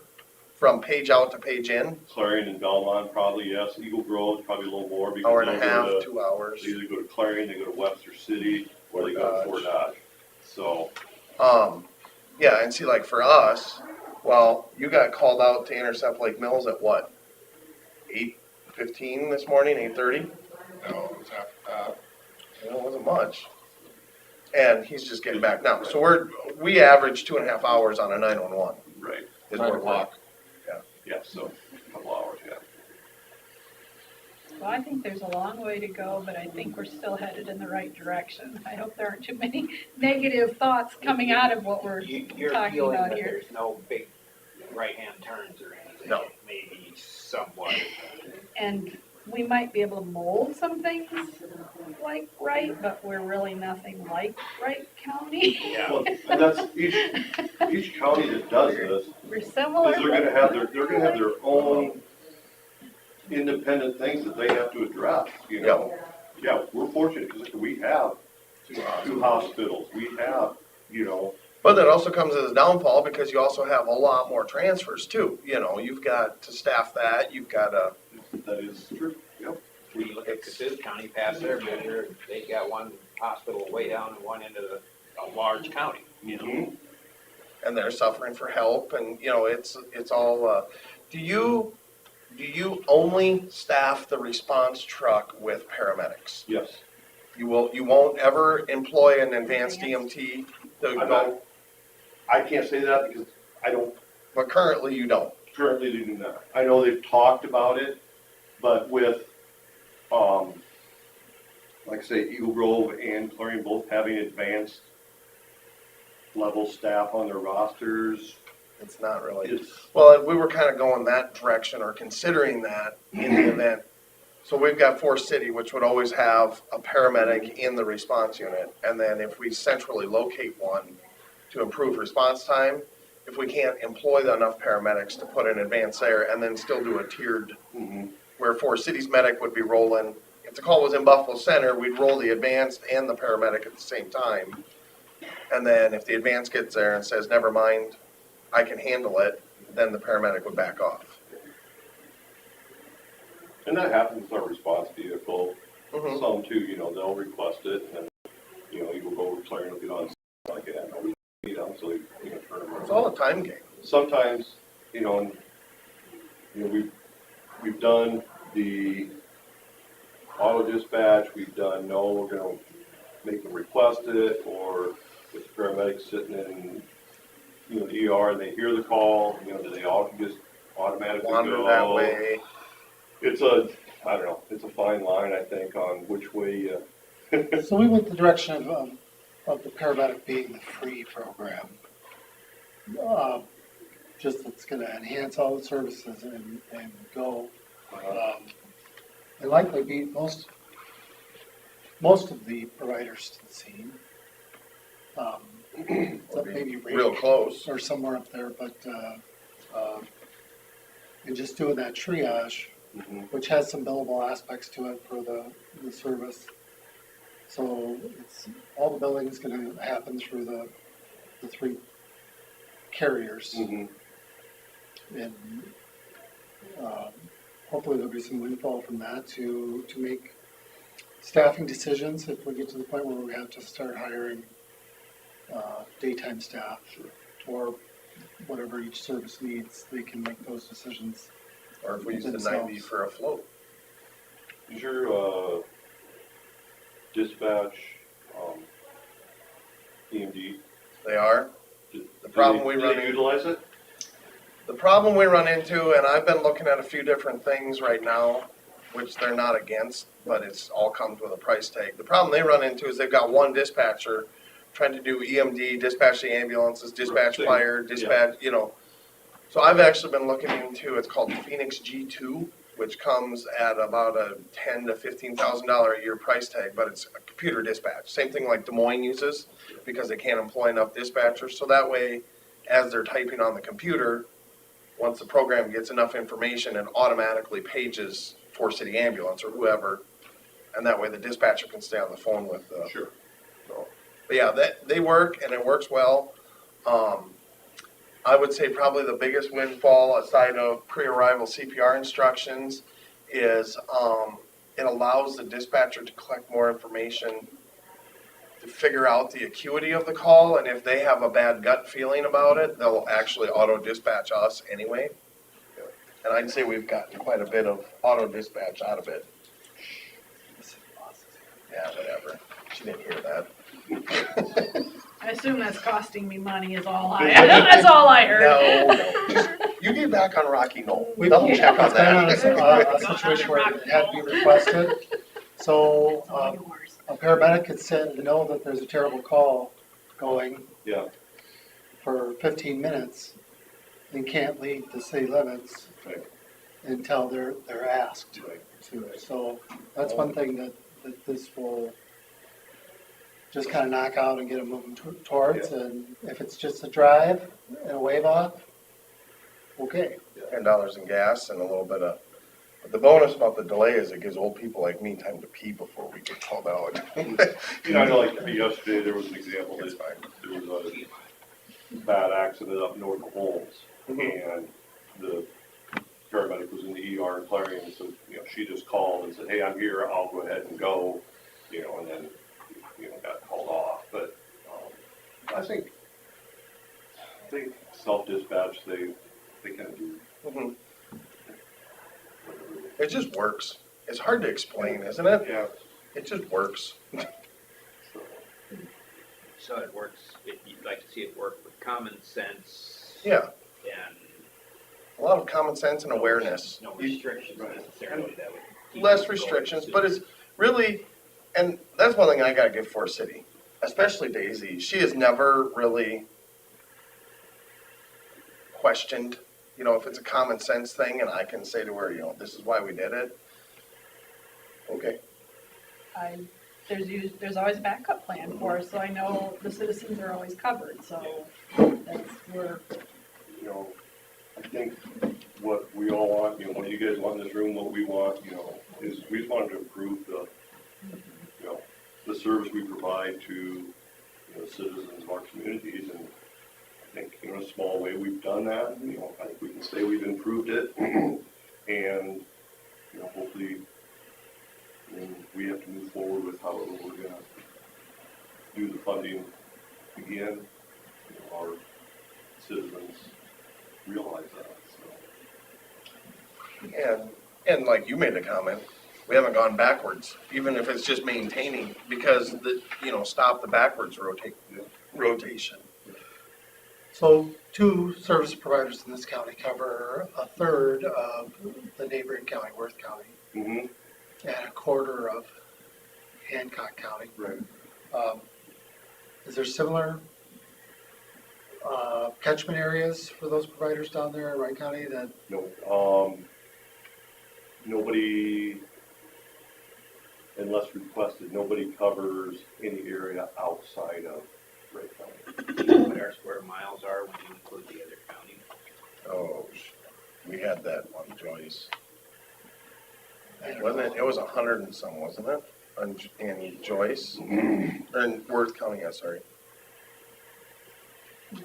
I don't remember one. Like I say, in Wright County, our total square miles is 582 that is covered in the county. But you're on the flip side, you have the people who are outside your county lines covering Just, in yeah, little bits of it. little like I bits said. on the corners, Yeah, but Williams covers 31 square miles and Renwick covers 70. doesn't WAS cover some up on the north edge, No, or do not they anymore. quit at No, the county line? when we put this, so part of our technical advisory committee, part of what they are tasked to do is they can also request changes to the response area. Okay. So when we went to this, yeah, that part that WAS was covering in Wright County, Belmont took part of it, and Renwick probably took yeah, some of it? maybe Renwick took some of it, so, yeah. All right. So, Yeah, because WAS used to drop down like to the blacktop. You know, 1/30th. I was gonna say, they dropped down 1.5 miles or whatever that. And then I think Belmont still does go up into, I think they do cover They cover a little bit of, they cover Goodell. Goodell, Yeah. yeah, so, but that's just, they do that, so. Well, it's only like 5 miles, ain't it?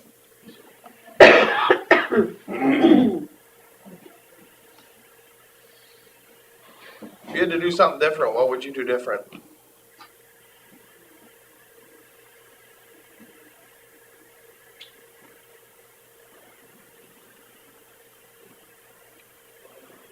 The main thing I would think of right now, and I'm not even sure if I'd change it now, would be the way we set up the advisory council to get that EMS representation on it.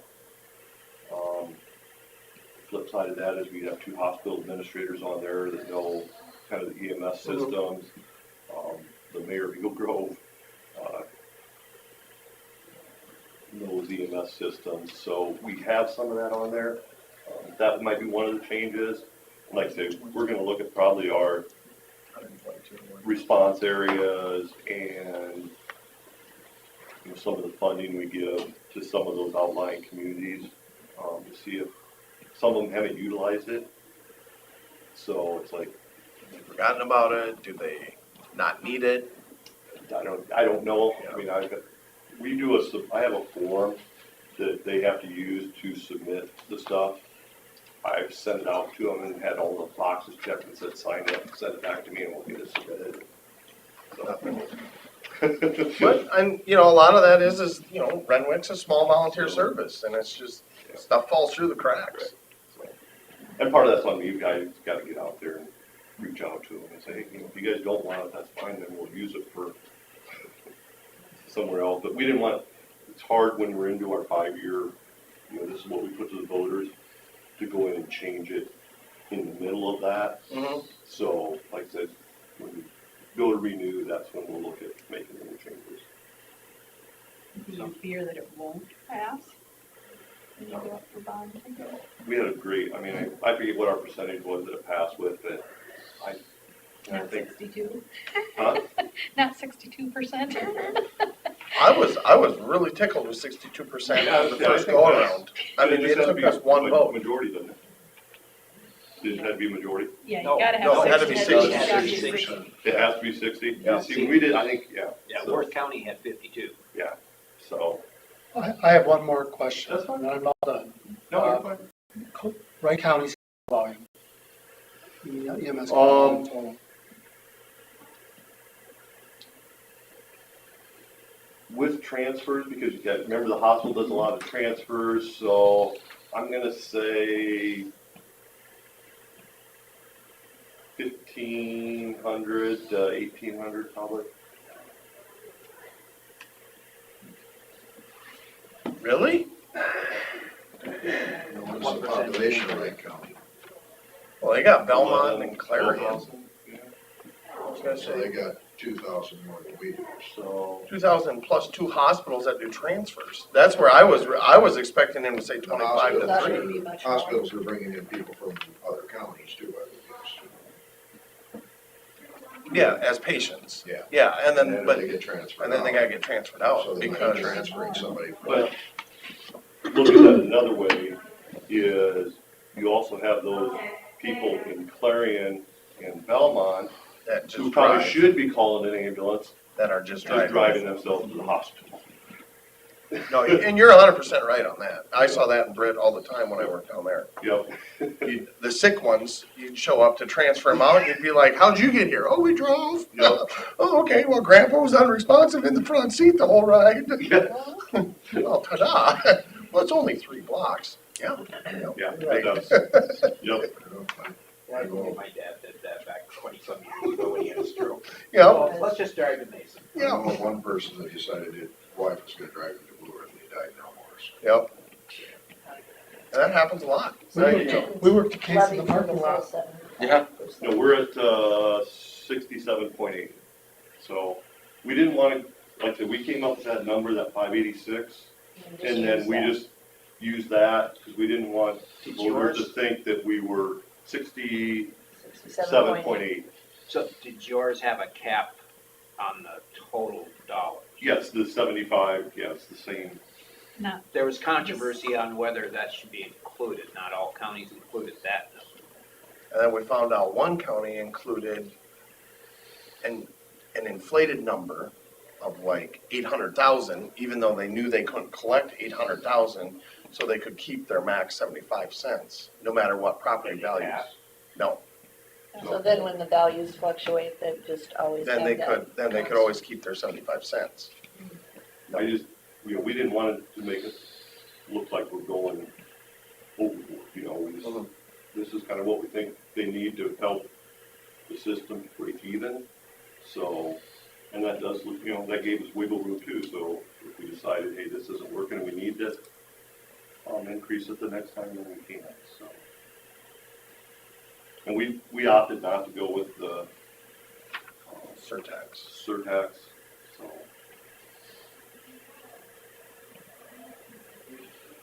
You guys did yours through a state of emergency though, didn't you? No, we just, the supervisors, declared an essential service. We had each community, council, the city councils, declared that EMS was gonna be an essential service for them, and we used the prior wording and. They did it for the. I was gonna say, you did it before the So legislation trying to went figure right out, the though. new legislation made it harder or easier? What's that? Did the new legislation make it harder or easier? I haven't looked at the entire The percentage is wording of higher. it, but I think it would be, the new legislation makes it easier, because one, you don't have that 5-year sunset. Oh, that was capped there? And Okay. also, I That's why mean, you had you, that. you don't necessarily, if I read it right, you don't necessarily need to go to a vote. The supervisor can Re-up? just say, we're gonna do it, and if somebody wants to challenge it, then they can, By petition, they can challenge. Look at all the power you guys got. so, And by then, Yeah, I'll be gone by I was gonna say by then. so. You'll be carrying me away by then. And that's one of the things we were pushing for legislation for, was to drop that 5-year sunset. 'Cause that's, Kind of wondered about that. yeah, and then there's like the urban areas, I think it's 7 or 8 or something like that, so. I'm sure if it came to that point, the supervisors at that point would probably have public hearings and make sure there's great knowledge within the community, probably have some public forums and just to educate everybody, this is what our plan is, to make sure then they have a chance to do the petition to stop it. You're gonna see, in this next year, there'll be more counties that get it. But the scary part is, you're capped at that number, and you're going out 14 years, and you gotta question, how are we gonna survive with inflation? So should have been a shorter number so we could, I got a lot of faith in Henry. they wanna, Actually, that's why I always wanted it to be that 6 years for us. we're worried about the surtax going away just because they're gonna go do away with, income tax possibly, Income tax, yeah. but they have to backfill it then. And that's, like I said, the state, the legislation, they could declare EMS an essential service like they do police and fire, but they're not gonna fund it. No. So, Even though it says in the code, if they're gonna have a mandate, they have to fund it. right. They just go, notwithstanding. So, So is there any final question that we have for Brian? He's been very patient with us, with all of our, I appreciate the wealth of knowledge you can provide. like I said, you have my phone number, and I'm, happy to answer any questions you guys got. So, like I said, our system isn't perfect, but I think we've made it work, and we'll tell you in a year from now when we go to. So Thomas, if you don't have these documents, I can just forward the emails. That'd be great. And you can just, it's for. And if you think that, I have 2 thumb drives full of. I think I have most of your. Okay, so. You sent a lot to Andy. Yeah, so I think I might have just copied thumb drives, so. do you have an office somewhere then that you Yep, work my home. out of? A home office? Yep. You got one in the hospital, don't you? I did so a year ago, in January of this last year, I retired from the hospital. Oh, So okay. now. That's why I haven't seen you there. Now I'm just an independent contractor for the hospital, so I just send them a bill for my time as EMS coordinator, and then they just, reimburse me that way. So I'm an independent contractor through the hospital, so I just work from my home. Okay. Huh. All right, well, we'd certainly like to thank you again, Brian. You're welcome. Let's say phone call away. Have you been contacted by other counties that have passed it? I'll bet. No, that haven't passed. No, Oh, that not since it's passed. No, Okay. but prior to going to vote, yeah. I'll bet. So I appreciate it. Yeah, thank you. thank you. Yeah, thank you very much.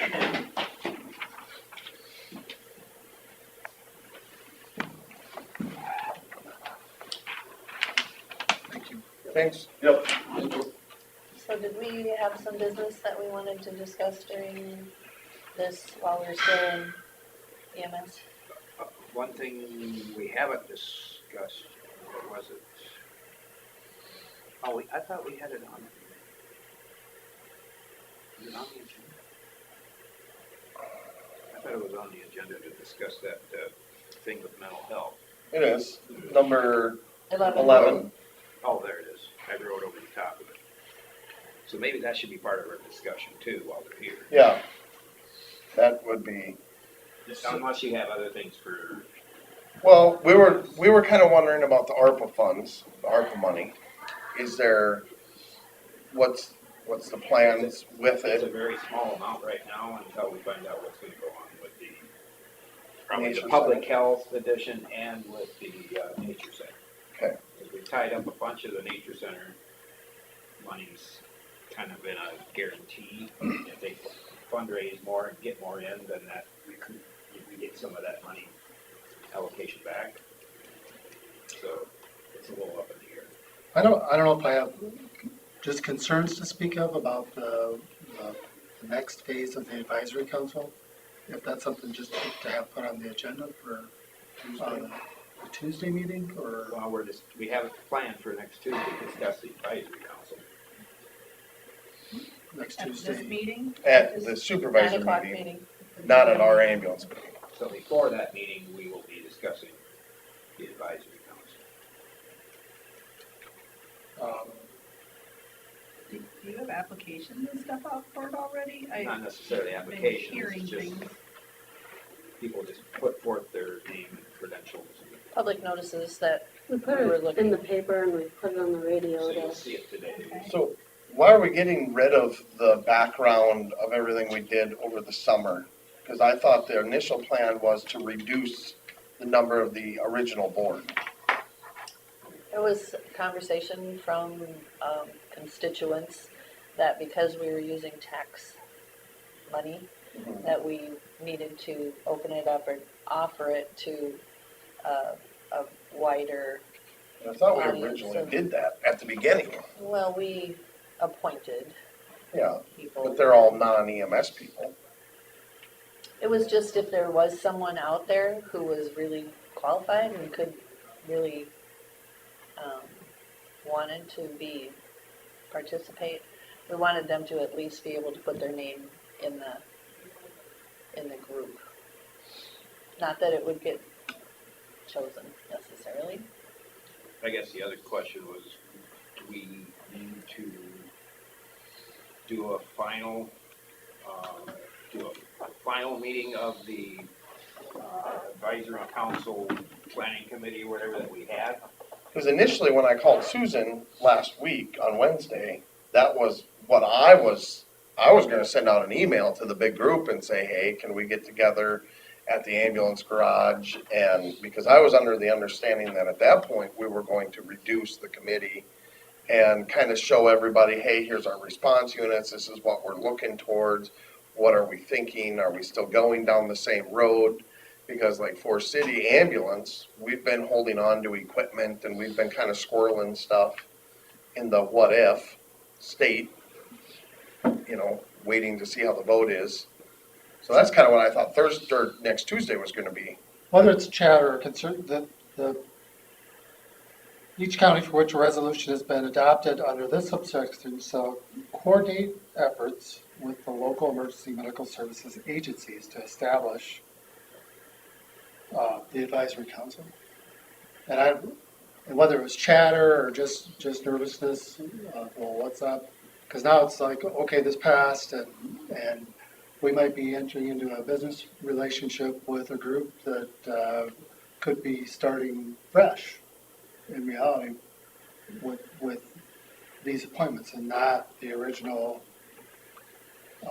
I think the original group was going to be the major source of, Council. but because it was a tax, is that how you guys heard it too? Because it's taxed, there were people who thought it should be opened up to tax payers all. And I don't know that anyone I mean, will. the meetings themselves dwindle the numbers towards the end. I was gonna say, the one that was here last week, he was on the committee and then chose to A couple of times, maybe Yeah. once or twice. So,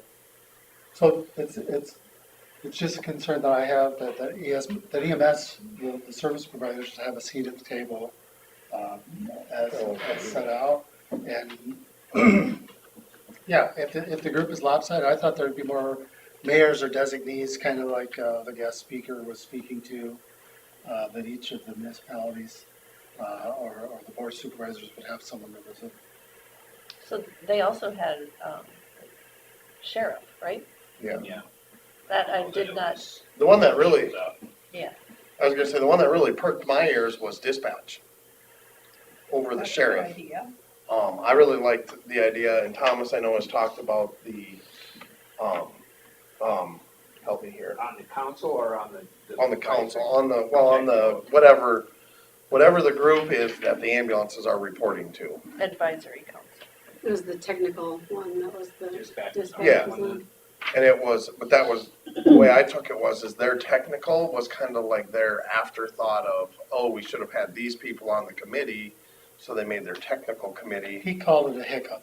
yeah, their That hiccup. It was a mistake that was made, and that they didn't know how to account for the providers. I think the hard part is at first I think some of us thought it should be 5 to 7 people. Mhm. So if you have 3 people from the 3 EMSs, Then it is lopsided. then it is lopsided. Well, but it's a 50, if you do 7 people, you would have 3 people, 3 EMS agencies, and the chairperson to break the vote, which would be a layperson.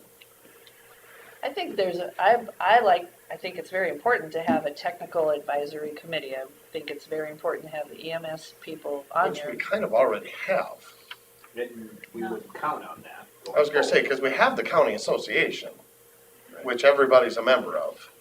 Well, but, you know, we probably would want certain input to make sure, and you guys can help us with that, what that makeup of that technical committee would be, whether it's your existing one in replication, or if it's, we would call it a technical, but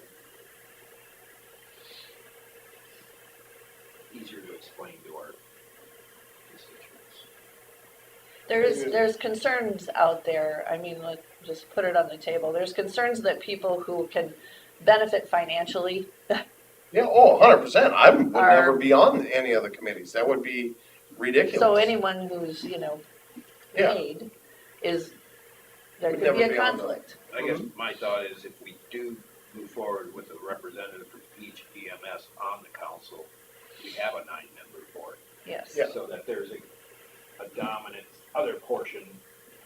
But I mean, that can go either way, because that also makes employees and people relying on the system. It makes me nervous as an employee that I'm gonna have a bunch of people that have no idea with EMS that wanna pay me $35,000 a year, So it can go The either concern direction. goes both ways, and just, I hope after next Tuesday we're looking,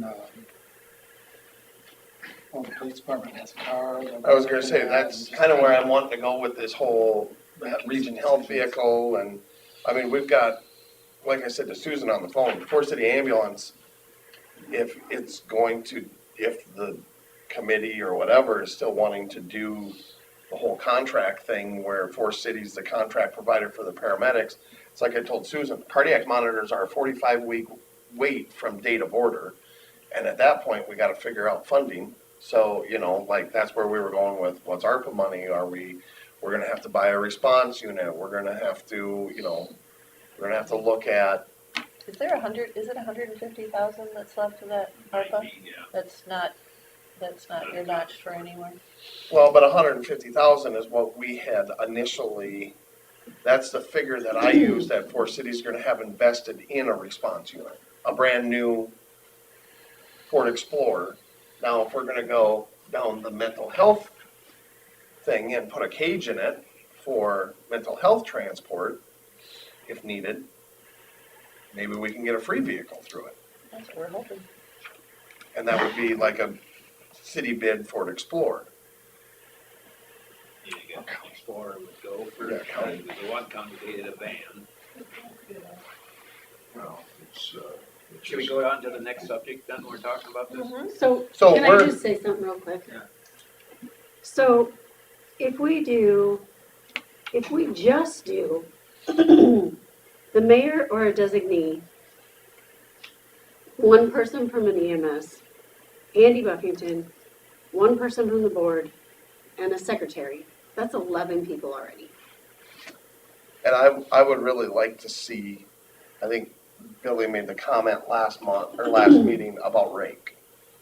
Rake First Responders, they're currently a private entity. I mean, they're separate from the fire department, and I feel need to have a little representation because they are an important piece to our pie, you know. So Carla, were you saying 7 mayors?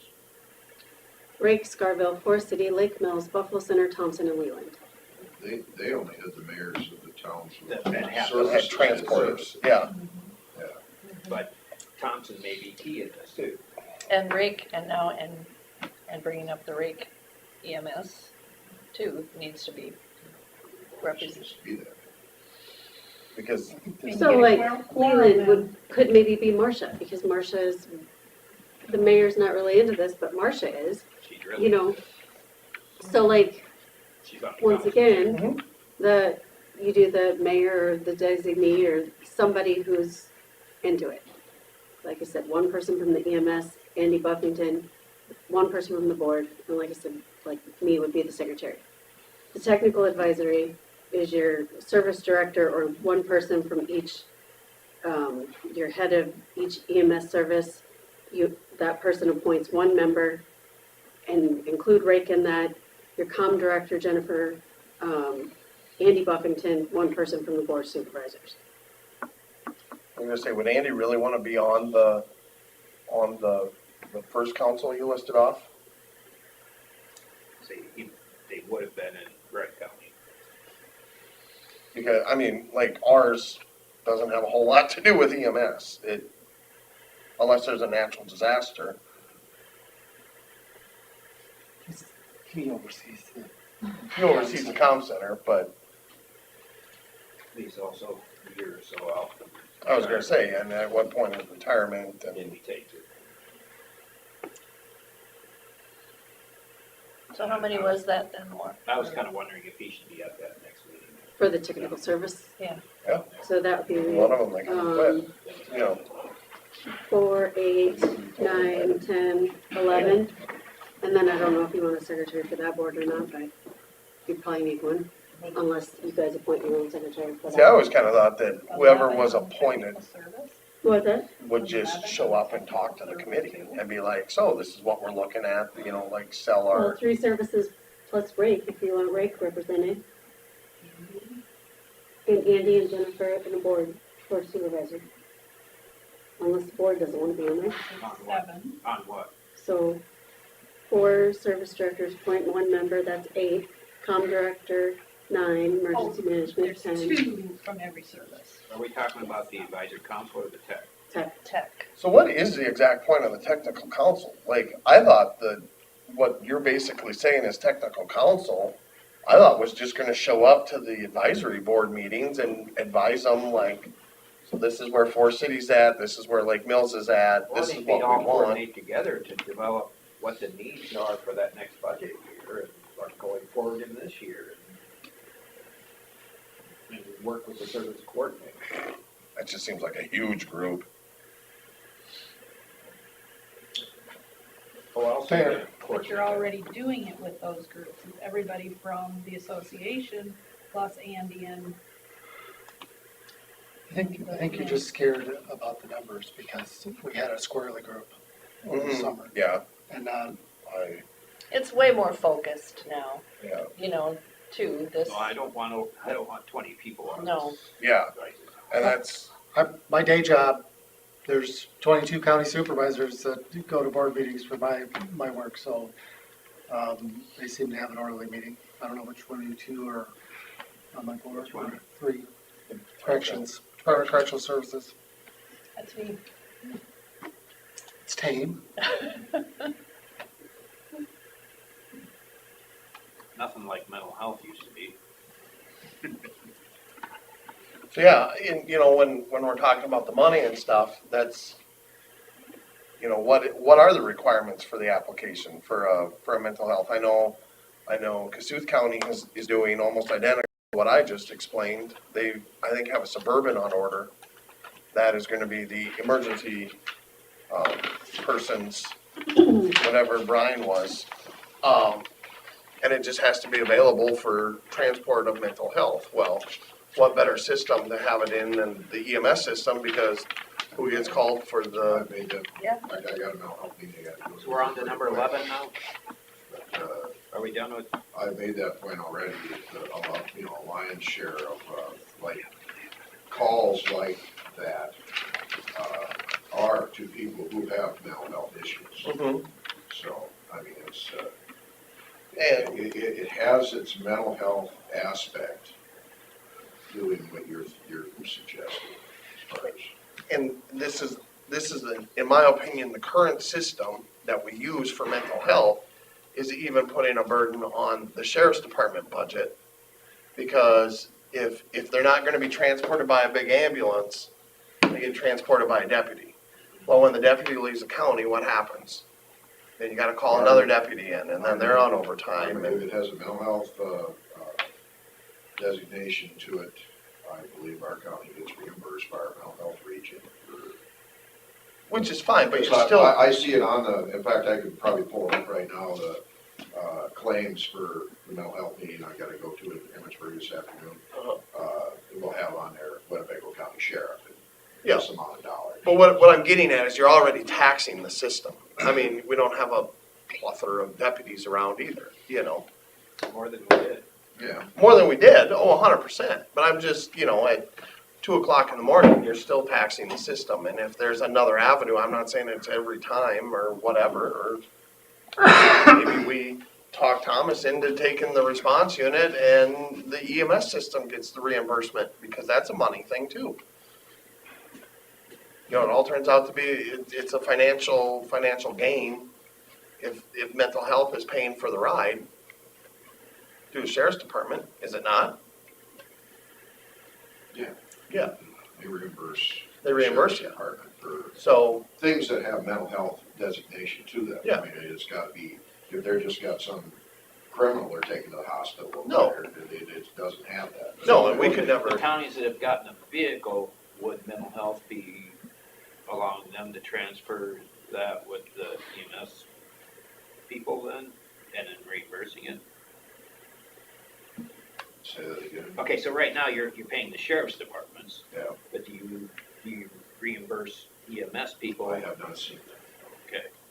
so that would be Does that a good thing qualify? to ask is, if we're sending a paramedic with a lone mental health, because then there's the other flip side of it, is you've also got a liability thing. What happens if they end up with a medical issue between point A and point B? Well, now you've got a paramedic on board that can sedate them, care for them, and wait for a big ambulance to come and help transport, but you're getting the initial advanced care. Yeah, it's, And you don't have to make a deputy sit down at the ER. Could you stop getting us in trouble? We got our plate full. Well, I get it, but you gotta look at all the different avenues, because I don't in think, my mind, any criminal has a mental health issue, so. well, yeah, and we would never be able to take anybody that's in police custody either. It would have to be willing transports, because we can't transport people in custody, you know what I mean? So court ordered and anything like that, we'd either have to have the deputy riding with us, or it's the same way when we transport a prisoner out of the county jail. The deputy has to be riding, if they're in custody, they gotta be riding with them. Cause I don't get to haul them. So, can you guys tell me which way you're leaning on having two committees? Oh, we're back to number 12 again? Yes, 'Cause we were because on number 11. I know. I was just curious where we were. I just wanna wrap my head around it for this week. So, I mean, people that we're talking to, that we're considering having on these committees, what do you think is gonna, I'm all for having smaller groups, but we still need to have an advisory. We still need these people to tell us what's needed and necessary. That's why I liked the advisory group at first. I would be okay numbers-wise to go 9 to 11, somewhere in that. And then just have EMS included in that group. Or and not have a technical advisory group. I guess I'm not against it.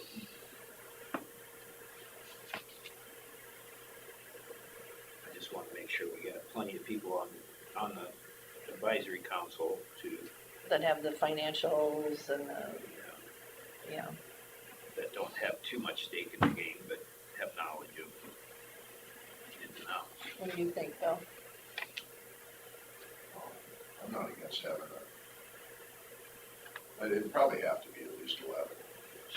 So, and that'll give enough of a representation where nobody's gonna have a monopoly on being able to ram something through vote-wise. And people that have the concerns that people are voting themselves raises in a sense, Yeah. won't be able to do that because there's plenty on the board to override it if that's obvious. Well, it doesn't, now, unless I'm confused, so we've got, say we have this 11-person board, and they vote, and they're deciding that, okay, Forest City, Lake Mills, and Buffalo Center want to use the $90,000 to employ a part-time EMT, and the committee votes and says, yes, we're gonna do this, doesn't it still have to go through you guys for approval? Like the final stamp of approval, the final Terry stamp, isn't that still a thing? Are we talking budget now? We're just talking about the disbursement of the funds, Oh, yeah. any of it, But if it's within the budget, it's hard for us to stop. unless you feel like there's foul play going on Well, yeah, where. then we would. Well, if there's fraud or. We Yeah. do have the ultimate. But I'm just saying, as far as your checks and balance with people who are worried that EMS is gonna get rich quick out of this deal or something, I would you rather guys have have that, the- I would rather have that decision most of the time made at the lower level than Yeah. us making that decision. but you guys are the final But safety we net do have- for, If I understand it right, we have final safety. you're the final safety net for any kind of fraud, any kind of Well, misuse it'll go of through the funds. auditor's office and the whole thing will all be audited Yeah, as well. and Carla runs it all. through the Perception, shredder. perception is everything. I mean, there's a mechanism in the law to undo all this. So I just assume that it's all on the up and up and we take advantage. Which is why of we're- it. I do not foresee too many problems on anything not being on the up and up, so it's. This is like it's like he said, I think our system is even less, I mean, he's a private contractor working out of his home, I mean, like, to me, that's, the system we're looking at, our Should be private more contractor transparent. is Forest Should be City more Ambulance as a whole, And a big portion of the money is going for something that everyone should be able to see. It's no different than any fire department with their budget or their funding, which operate on the same thing as property tax. I do, however, think that each city should still put in something. into this. Oh, 100%. We've gotta- I'm not arguing that at all. We've gotta make this more fair somehow. More skin in the game. And I would like to see, I guess my goal in the first 2 years is to evaluate and see how this is going and what kind of money is this really costing to have the 2 fly cars and the Thompson station and because there's a lot of unknown. And if we have the leftover money or if we need more money to hire a float EMT, I think the way to go is hire 1 or 2 or 3 part-time EMTs and let them float around the county and instead of using that centralized paramedic, leave the paramedic centralized and put an EMT in Lake Mills. I think, Bill, I think that even, I brought up at one of the meetings, per capita, and onto your board too, is just $1. Who are you representing, whether, I don't think Forest City would be opposed to that, just something, so there's a mechanism in place in case. But that would maybe be down in the second or third budget or something, Mhm. depending on how the budget goes. Just so we're out there, just in case. People who demand the service should be the people who pay for it. And they do, with their bill. In a sense, yes. But as far as, Well, right now, what we've got with it, we should be Forest City for paying 80%, which they were paying too much in the first place. They should be paying 40% of the paramedic service because they're 40% of the use. Buffalo Center should pay 8, Lake Mills should pay 20. Right now, rural Winnebago County is 23% of the population, and they're paying 67% of the bill. And that's not. no, and I believe, It's not fair. I mean, and I live in a city, so I should be happy with it because Mhm. I'm gonna benefit from it. But, and I think that's exactly where we're gonna have to make up any shortfalls that come in the budget with Well, inflation and see, everything I'm not else. suggesting lowering what we're doing at the county. No. We wanna make sure we have enough money to do this, And therefore, if we get the cities on board, so Buffalo Center can get like 8%, you know, I don't know where you would get that number, 8% of what it costs for the paramedic service, it makes you put that much more in. We're running into deficit this number. Yeah, and currently, today, it doesn't appear that there will be a deficit.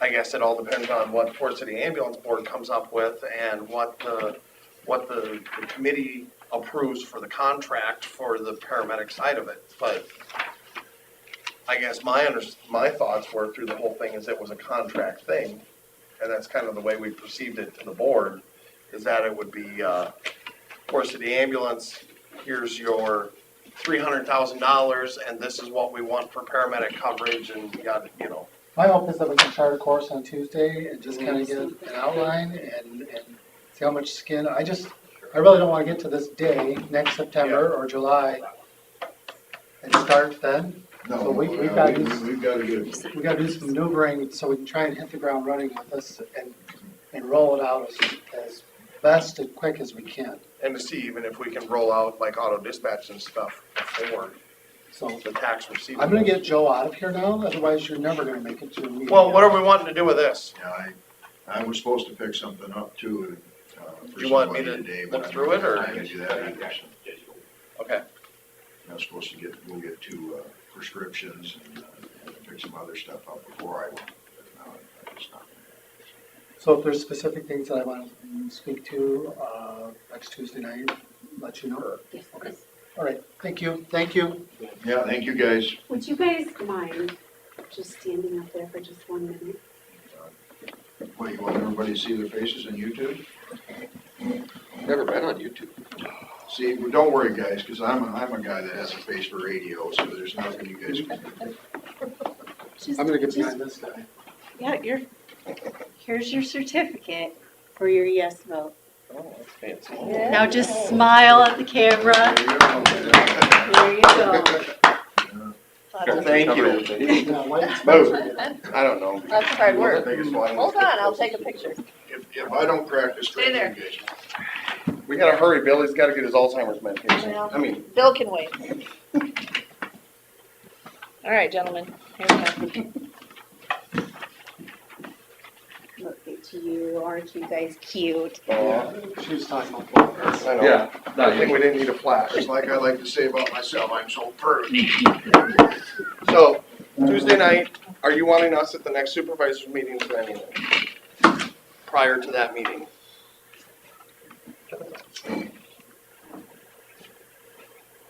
I don't think so, do you? If we're gonna meet that night. I don't think so. I was gonna say. 3 times in 1 day is a little rough. Yeah, we won't have the council. Try spending an entire I 24-hour don't see us, shift with I them. don't see us. You have my appointing council. sympathies. Thank you. Thank you for listening. Yeah. Thank you, guys. Thank you. All right, so consider for approval of county claims. Did these get emailed out? Yes. You did? I must. Or I forgot to read it. Or did it? That was probably one of the last things that came yesterday. And I wouldn't have seen it, but I checked kind of late.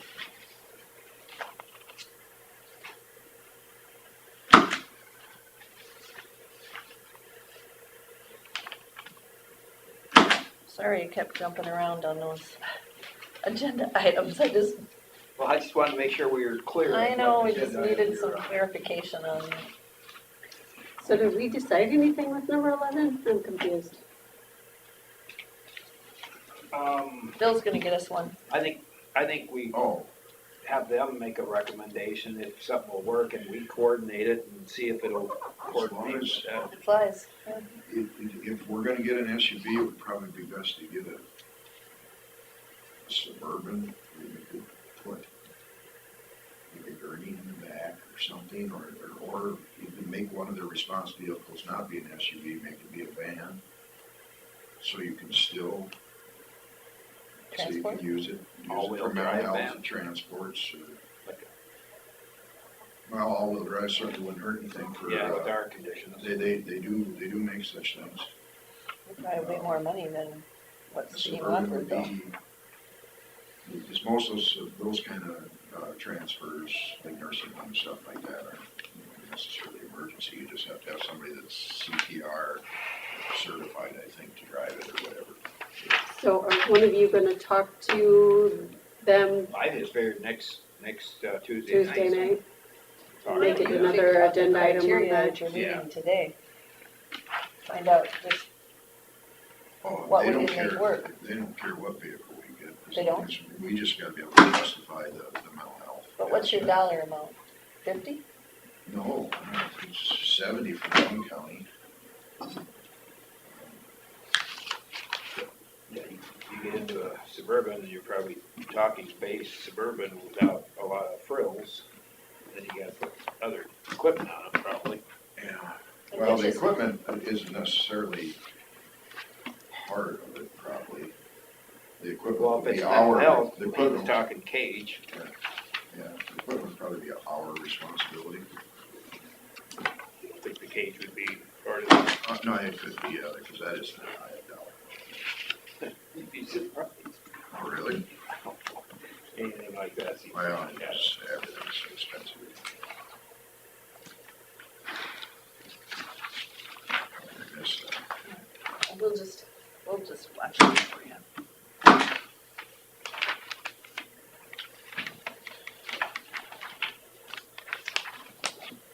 Well, we knew there'd be lots of details. That's why I was curious when Brian, it's like, how many things did you have to change that you didn't get right? Have you got any people getting a hold of you, or are they just calling the KOW station about the advisory council? Oh, they're calling KOW? I listened to the report last week, I think it was Friday or Thursday, and AJ was going on about if he wanted to get a hold of one of us or the auditor, and he said that we call the auditor's office at 641-585-1073. Oh, 1073? So I texted her and I let her know that they'll be fielding all her calls. How do you spell Joe's last name? Is it KLUCKOW? So, let me look it up.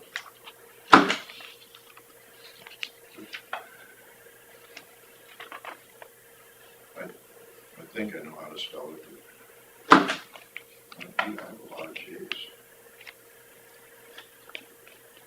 Probably better off going to the Beacon site and look it up there.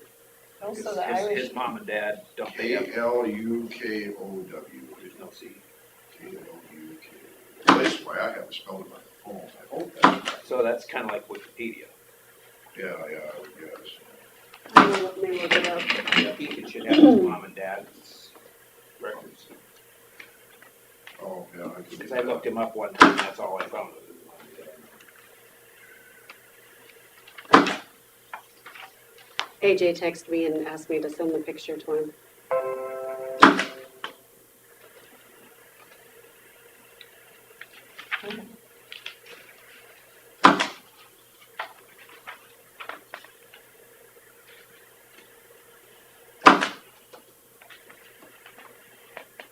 So I suppose that'll make it look like easier too. Yeah. KLUKOW. No C. No Yep. C. If you Wikipedia. ooh, oh, people are actually trapping beavers, huh? Yep. And Did we get the ones in DD1 and I don't know. DD1, DD12?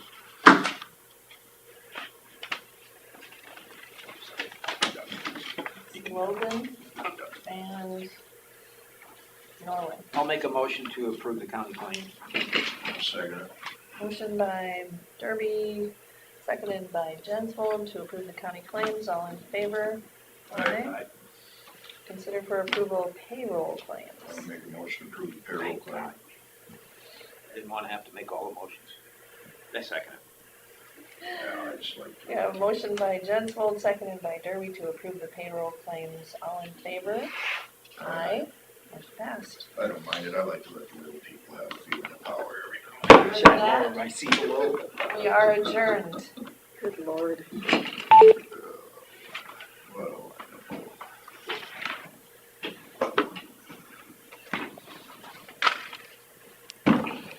Yes, would you please stop that before Bill says anything else?